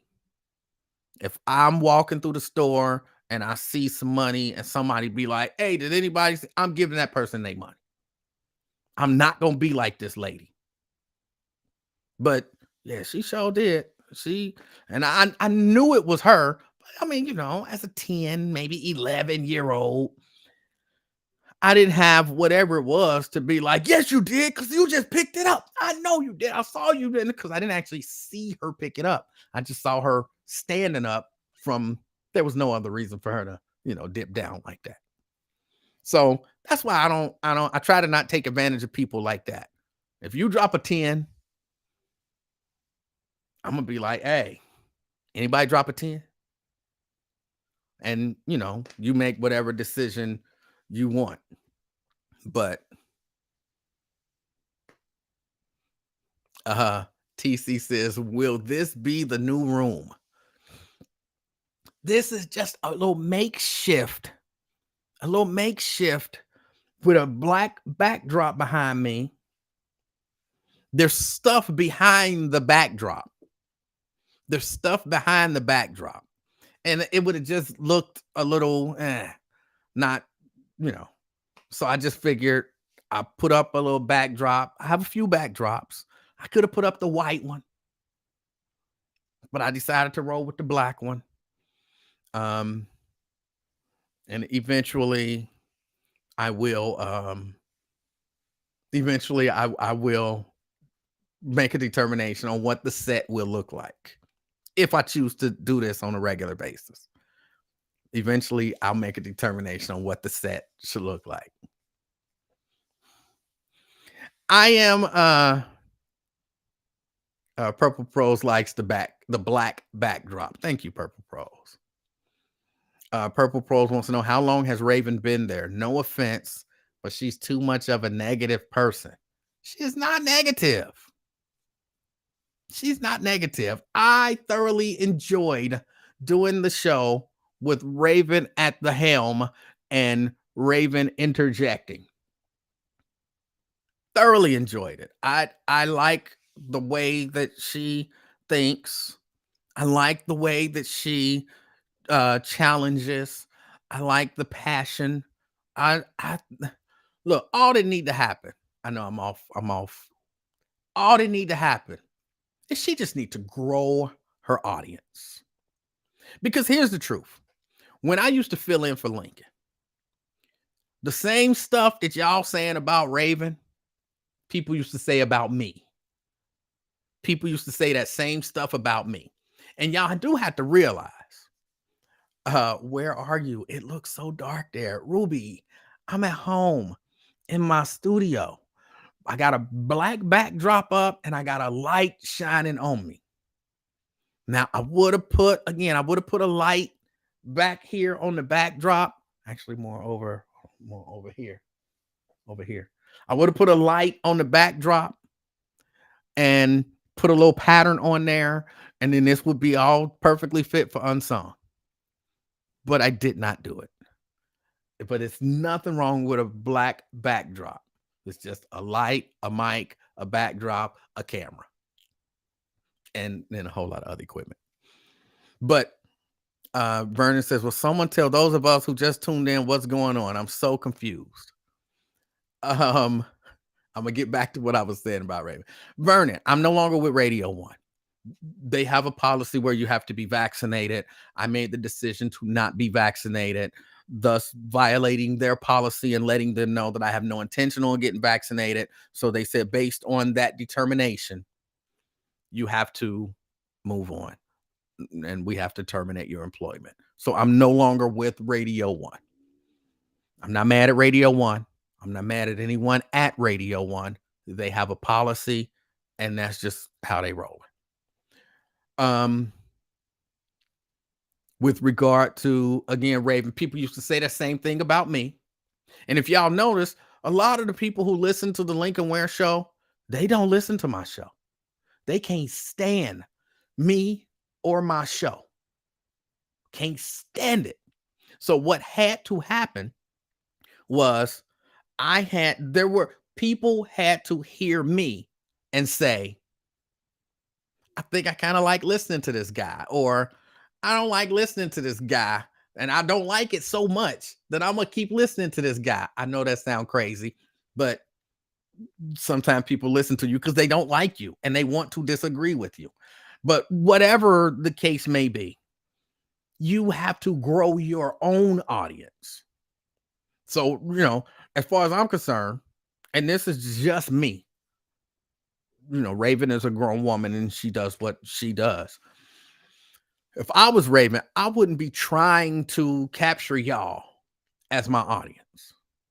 I would just do what I do and then let the people who like what I do gravitate towards me. As I say, she needs to grow her audience so that then there are people who I like listening to her. I like her show.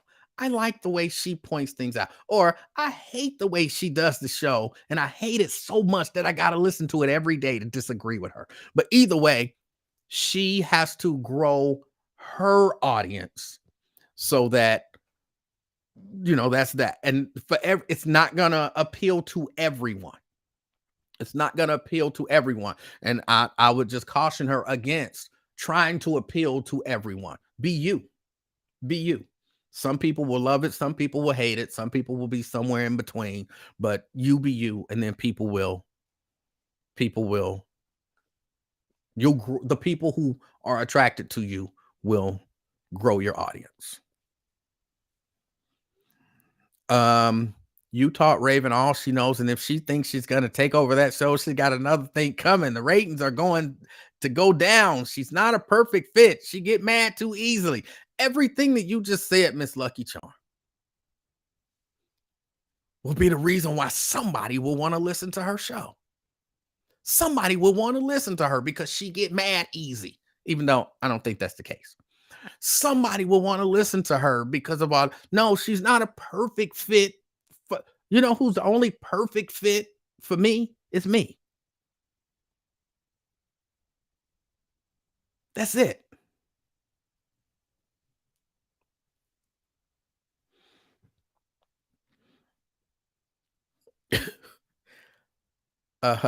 We love you because you always kept it real. And I mean, I appreciate that. But I think Raven does too. She just comes from a different perspective. And I can talk about ratings now. Okay, cool. Check this out. See, this is why y'all don't understand ratings. And why I keep telling y'all that at the Buzz, We at the time and they now don't care about ratings. They don't subscribe to the ratings. Thus, they technically don't get any ratings. So you have to pay Nielsen, I do believe, to rate your station, to be able to go in and say how many people was listening to my station. And it's just a sampling, but you do a sample and then you extrapolate that, so on and so forth. You have to pay people to do that. And then you get ratings. And then the company takes those ratings and they say, wow, a lot of people, a lot of black people listen to this station. A lot of black people who make money. They break the ratings out in so many different ways. It's not even funny. So many people are listening. And then you go to advertisers and you say, hey, look at the number of people who are listening to this show. Look at how much money they make. And then they say, all right, well, we want access to that audience. All right, well, how much will you pay us? Or, and this, we will charge you $100 to air an ad and market it to this audience. And then they like, okay, we will pay you $100 to have access to your audience. That's basically what it is. But if you don't pay for those ratings, what are you going to people with? And what the buzz has to sell, what the buzz has to sell is personalities, which is, kind of why you see Lincoln do a whole lot of commercials and all that kind of stuff. Because Lincoln's very likable. People like Lincoln. So that's what they sell. Now, I don't think that they did a good job of selling anything other than Lincoln, but I think that's an issue of, the company being a little short-sighted and thinking that Lincoln was the only thing there to sell. And I'm sure some people agree. But that's what you have. If absent numbers, I guess you can sell results, but nobody ever really thought about that. Like when they now had an event and thousands of people show up, very well dressed, driving nice cars and spending their expendable income. You think that somebody there would say, hey, look, they got a lot of people who listen to them and they have expendable income. And while they don't have numbers in that traditional way, they have numbers in this way. But they don't really do that. They don't really do that. So that's why when Miss Lucky Charm, you say the ratings are going to go down, the ratings aren't going to go down because they don't subscribe to the ratings for the buzz. So again, that's why I was telling y'all, it wouldn't matter to me if one person listened or if 100 million people were listening. That didn't make a difference because we don't sell numbers and ratings that way. We don't even subscribe to them. Well, they now. They don't even subscribe to them. So that's not how they sell their advertising. Not at all. Which is, when I'm not going to listen. It don't matter. It don't matter because they don't count you listening anyway.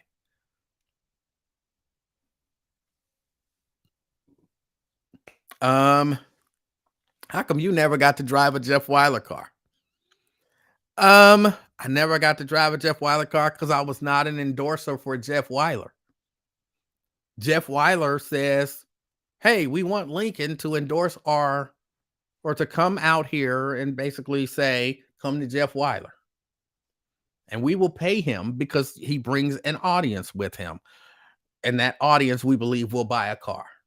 And that's a part of the compensation package for Lincoln in that case. That's just the way that works.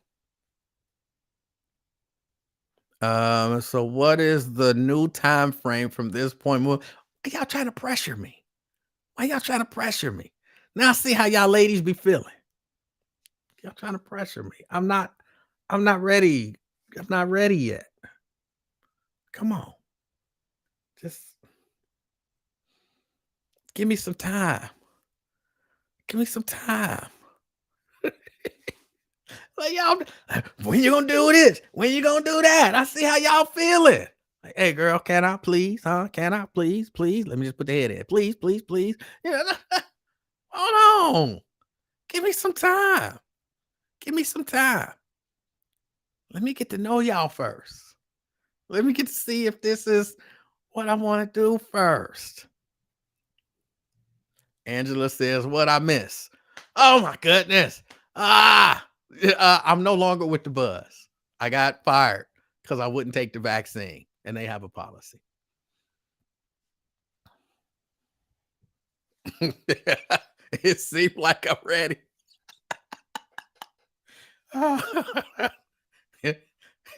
I am acting like I'm ready.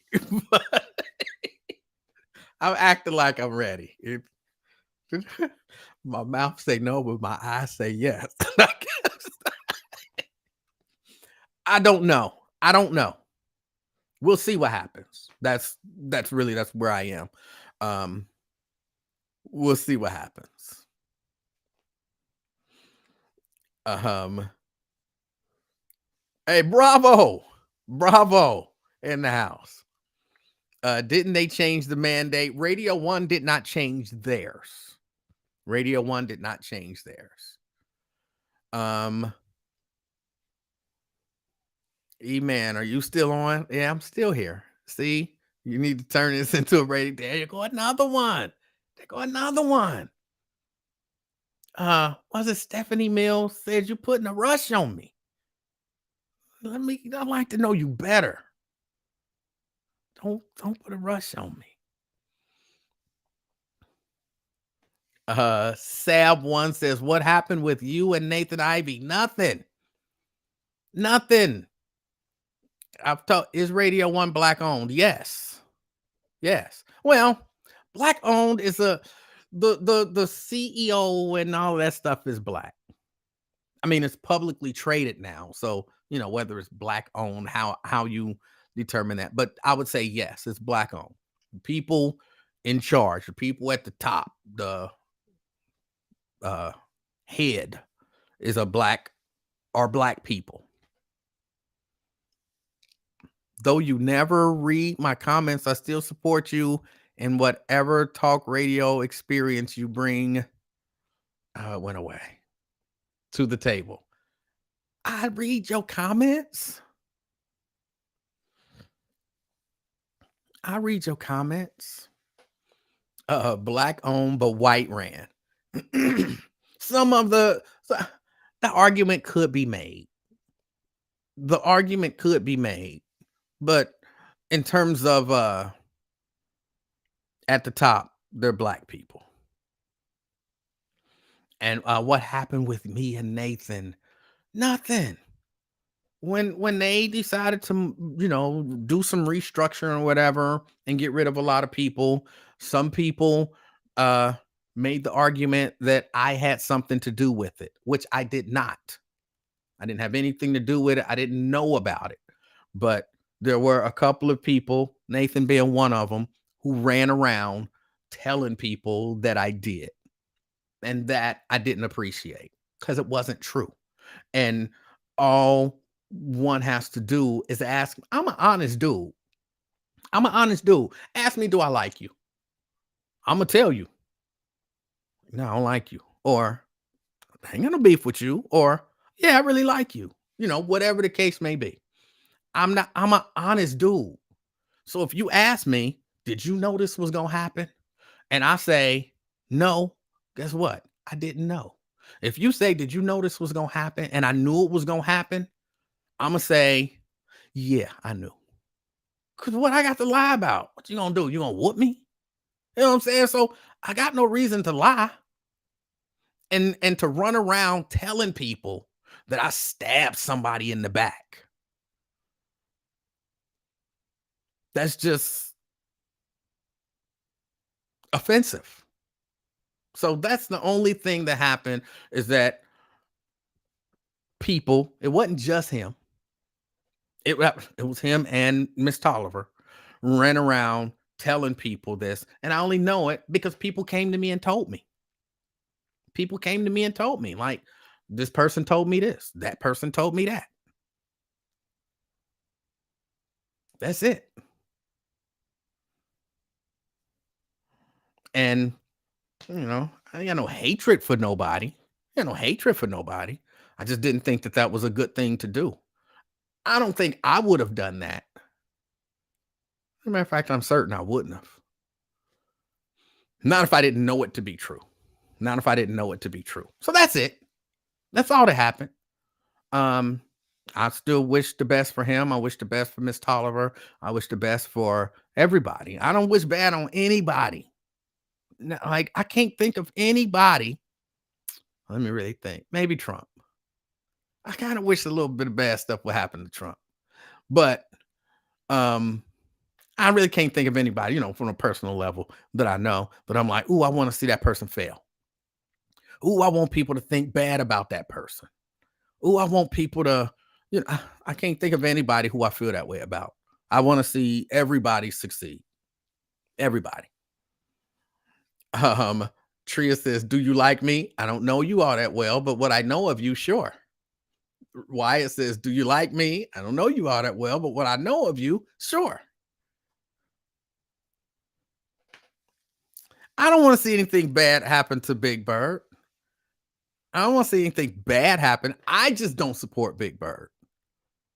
But I'm not like, "Ooh, I hope Big Bird break a leg." No. Wendy, I don't know you, but what I know of you, sure. And really, all I know of you is that you on here, and you asking me, "Do I like you?" So, as far as that, yes. Is local terrestrial black talk radio dying? Terrestrial black talk radio, for the most part, is dead. Is dead. And I think it's dead because radio companies didn't know how to do it. Radio companies did not know how to do it. I think black talk radio could succeed if it were done slightly differently. Like, most of the black talk radio that I listened to that was terrestrial wanted to be too deep. Wanted to be way too deep and too serious. Wanted to be, you know, I, I've always felt like even if you listen to conservative talk radio, there is a certain element of excitement and energy, if not flat out entertainment, involved with it, which is, in my opinion, why it succeeds. Because you're not just listening for information. Yes, they are a little over the top, a lot over the top, but they add in little things. It's some of the jokes we don't get because we like, that's some racist shit. But for their audience, some of those jokes, it's entertaining to them. And they're listening for entertainment as well as information and, for their thoughts and whatever to be affirmed.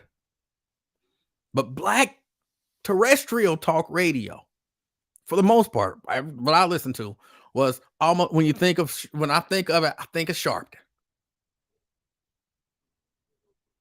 Very matter of fact and very monotone and very deep and very slow and very, it's just everything is just it's the deepest thing in the world.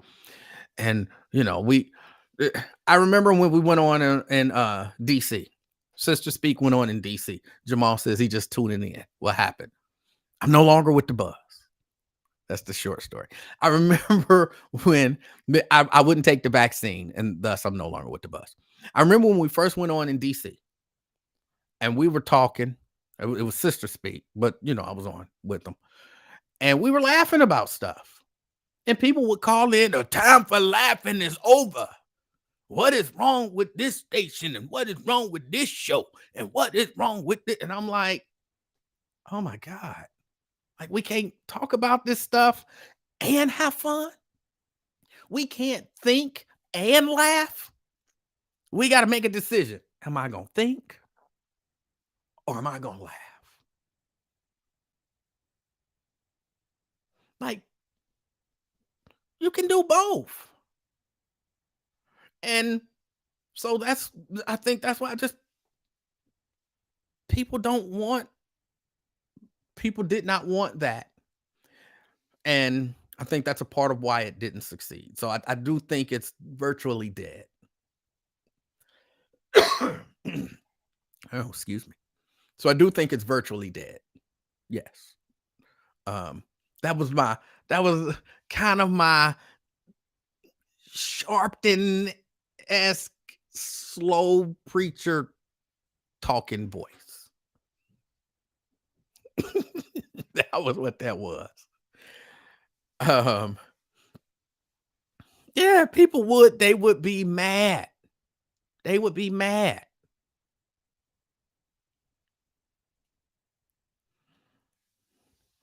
And I don't think that succeeds, and that's why you got a Lincoln Ware who been doing this for like 50 years successfully. Well, I think he only been doing the straight talk portion for like 30, but still, that's why you got a Lincoln Ware who can make six figures doing what he do, entertaining and all of that stuff.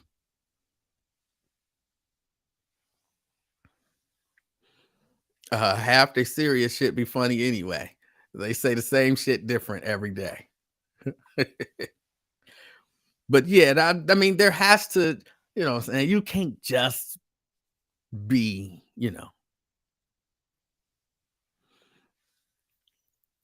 should monetize your YouTube channel and go international on Cincinnati issues like you've been doing. I'm thinking about it. I'm thinking about a lot of stuff. But for right now, I'm sorry, I'm rubbing my legs. And that's what that noise is. If you hear that noise, it's just me rubbing my legs. I guess like James yesterday. If James would have rubbed my leg, I think I'd have hit James. But if you are, I know I'm going back to James. If you are in a situation, if you are in a situation where you sitting there minding your own business and you notice your knee touching somebody else's knee, especially, I don't know about women. I don't know how women feel about this, but especially man to man, you sitting next to a man and your knees start touching another man's knee, move your knee. Move your knee. I'm certain that I'm just rubbing my leg, KJ. Yeah, move your knee. There's no reason for you. Now I can see, if y'all all squeezed in somewhere and you ain't no room. But if there's room, men, there's no reason for your knee to touch another man's knee. None. And if it does, just move it. Move it quickly. You ain't got to say, "Oh, my bad." You ain't got to do none of that. You just move it. You just move it. And that's fine. But if you just let it sit there, now if it's a woman, especially if she fine, and her knee touch your knee, that's different. That's different. I mean, it's still not, you're not like, "Oh yeah," it's not sexual, but it's different. But a man's knee touching your knee, men, if you don't know this, because a lot of people don't have fathers. And this is the kind of stuff that a father should tell his son. If your knee touches the knee of another man while you're sitting down, move your knee. Remove your knee from his knee. That's my fatherly advice. It ain't just a bus. I mean, it happens. It happens a lot of places. It happens a lot of places. And you might not have had a daddy.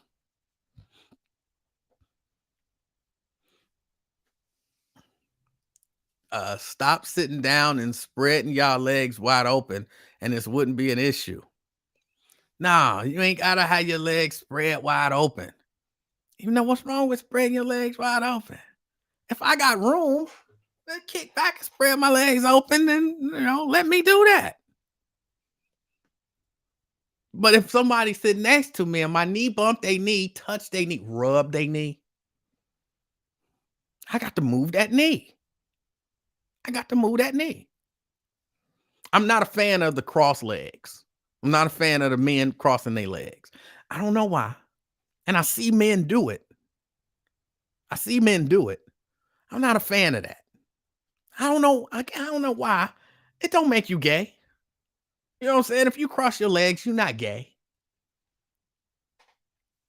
I just don't like it. And I see it happen a lot. I can't, in good conscience, tell men to stop crossing their legs, like at the knee. Yes, I'm talking about crossing your legs at the knee when you're sitting down.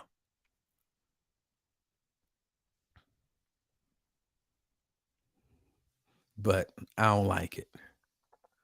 If you're trying to show off your socks, then you just pull your pants up a little bit. But I don't like that whole knee thing. Cheryl says, I'm a woman and I don't like it. But you do. I mean, knee cross, legs crossed at the knee. Just, I don't know. I don't like it. I don't like it. It don't make you gay, but I don't like it. It don't make you gay, but it don't help. You know what I'm saying? It don't make you gay, but it don't help. Like if I got a doubt, I wonder is he gay? And then I see you do that, like I'm a little, I'm 50-50 on you. When I see you cross your leg, I'm 60-40. You know what I'm saying? You might be gay.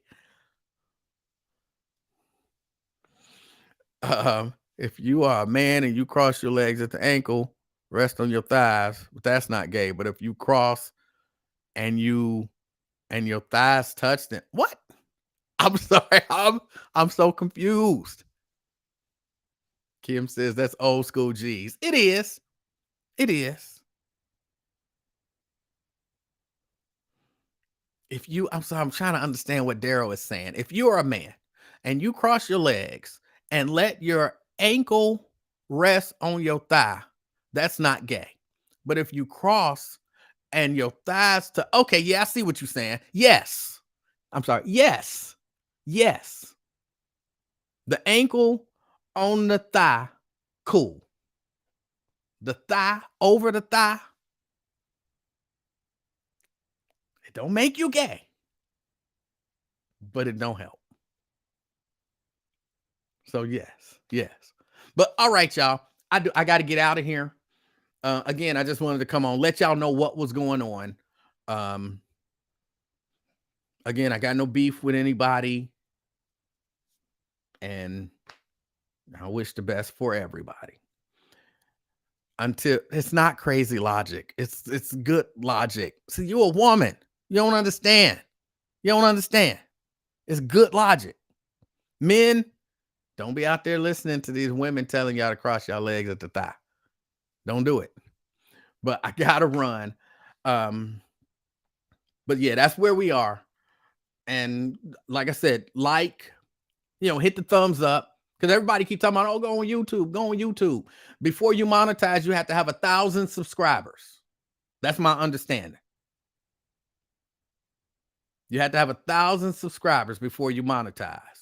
So subscribe, like, hit the thumbs up. That'll put me in more people's, when they search stuff, you hitting thumbs up and subscribing, that says to YouTube, like, hey, people might actually like this content. So let's send it to a few more people and see if they like it. Hit the notification bell. Wyatt saying we'll see you tomorrow at 12. I'm not sure, but if you hit the notification bell, and I don't know exactly how you do it on Facebook. I'm not a Facebook expert. I didn't even know how to delete that one post. But go on there, and however you do it, to get notifications when I go live, do that. And then that way you'll know when I go live. You'll know when I go live. Will says, what's the YouTube link? Just my name. Just look up my name. It'll be E. But just look my name, Emanuel Livingston. All right. But yeah, YouTube, you had to have 1,000 before you monetize. And I plan on, now I do plan on kind of growing the YouTube page, just so y'all know. And it won't all be this. I think Cincinnati needs some First Amendment audits as well. So you might see some of that as well as some other things. Because one of the other things that I want to do, I know I'm getting off in another tangent, even though I just said I have to go. One of the other things that I'm considering is just showing people how to do stuff around the city. Just showing people how to do stuff because people don't know. How do I pay my water bill? Like in person. Believe it or not, there are people who don't know that stuff. How do I get public records? Where do I go? Who do I talk to? Different things like that. So, where do I go and pay my property taxes? Who do I talk to? What's that process? I might just do a little quick video. Go down there, get on the elevator, go up to the floor. I don't remember which floor. Go in and stand there and say, is this where I pay my property taxes? And ask the person. So there's a number of things that I'm thinking about. So, all right. Why would you need to pay anything in person? Because a lot of people do. And no, I will not be taking us to no 5 o'clock, Wyatt. It's not happening. But I appreciate y'all listening. Wyatt, hit me up anytime. I'm down with going on the show. I want to see Wyatt succeed. Succeed. I mean, that brother's succeeding like a mug, but even grow his show as well. I'm all for everybody's stuff growing and everybody being successful. But all right, I got to get out of here. Until next time, it's been the Afternoon Experiment. I'm Emanuel Livingston. I'm out, y'all. Peace.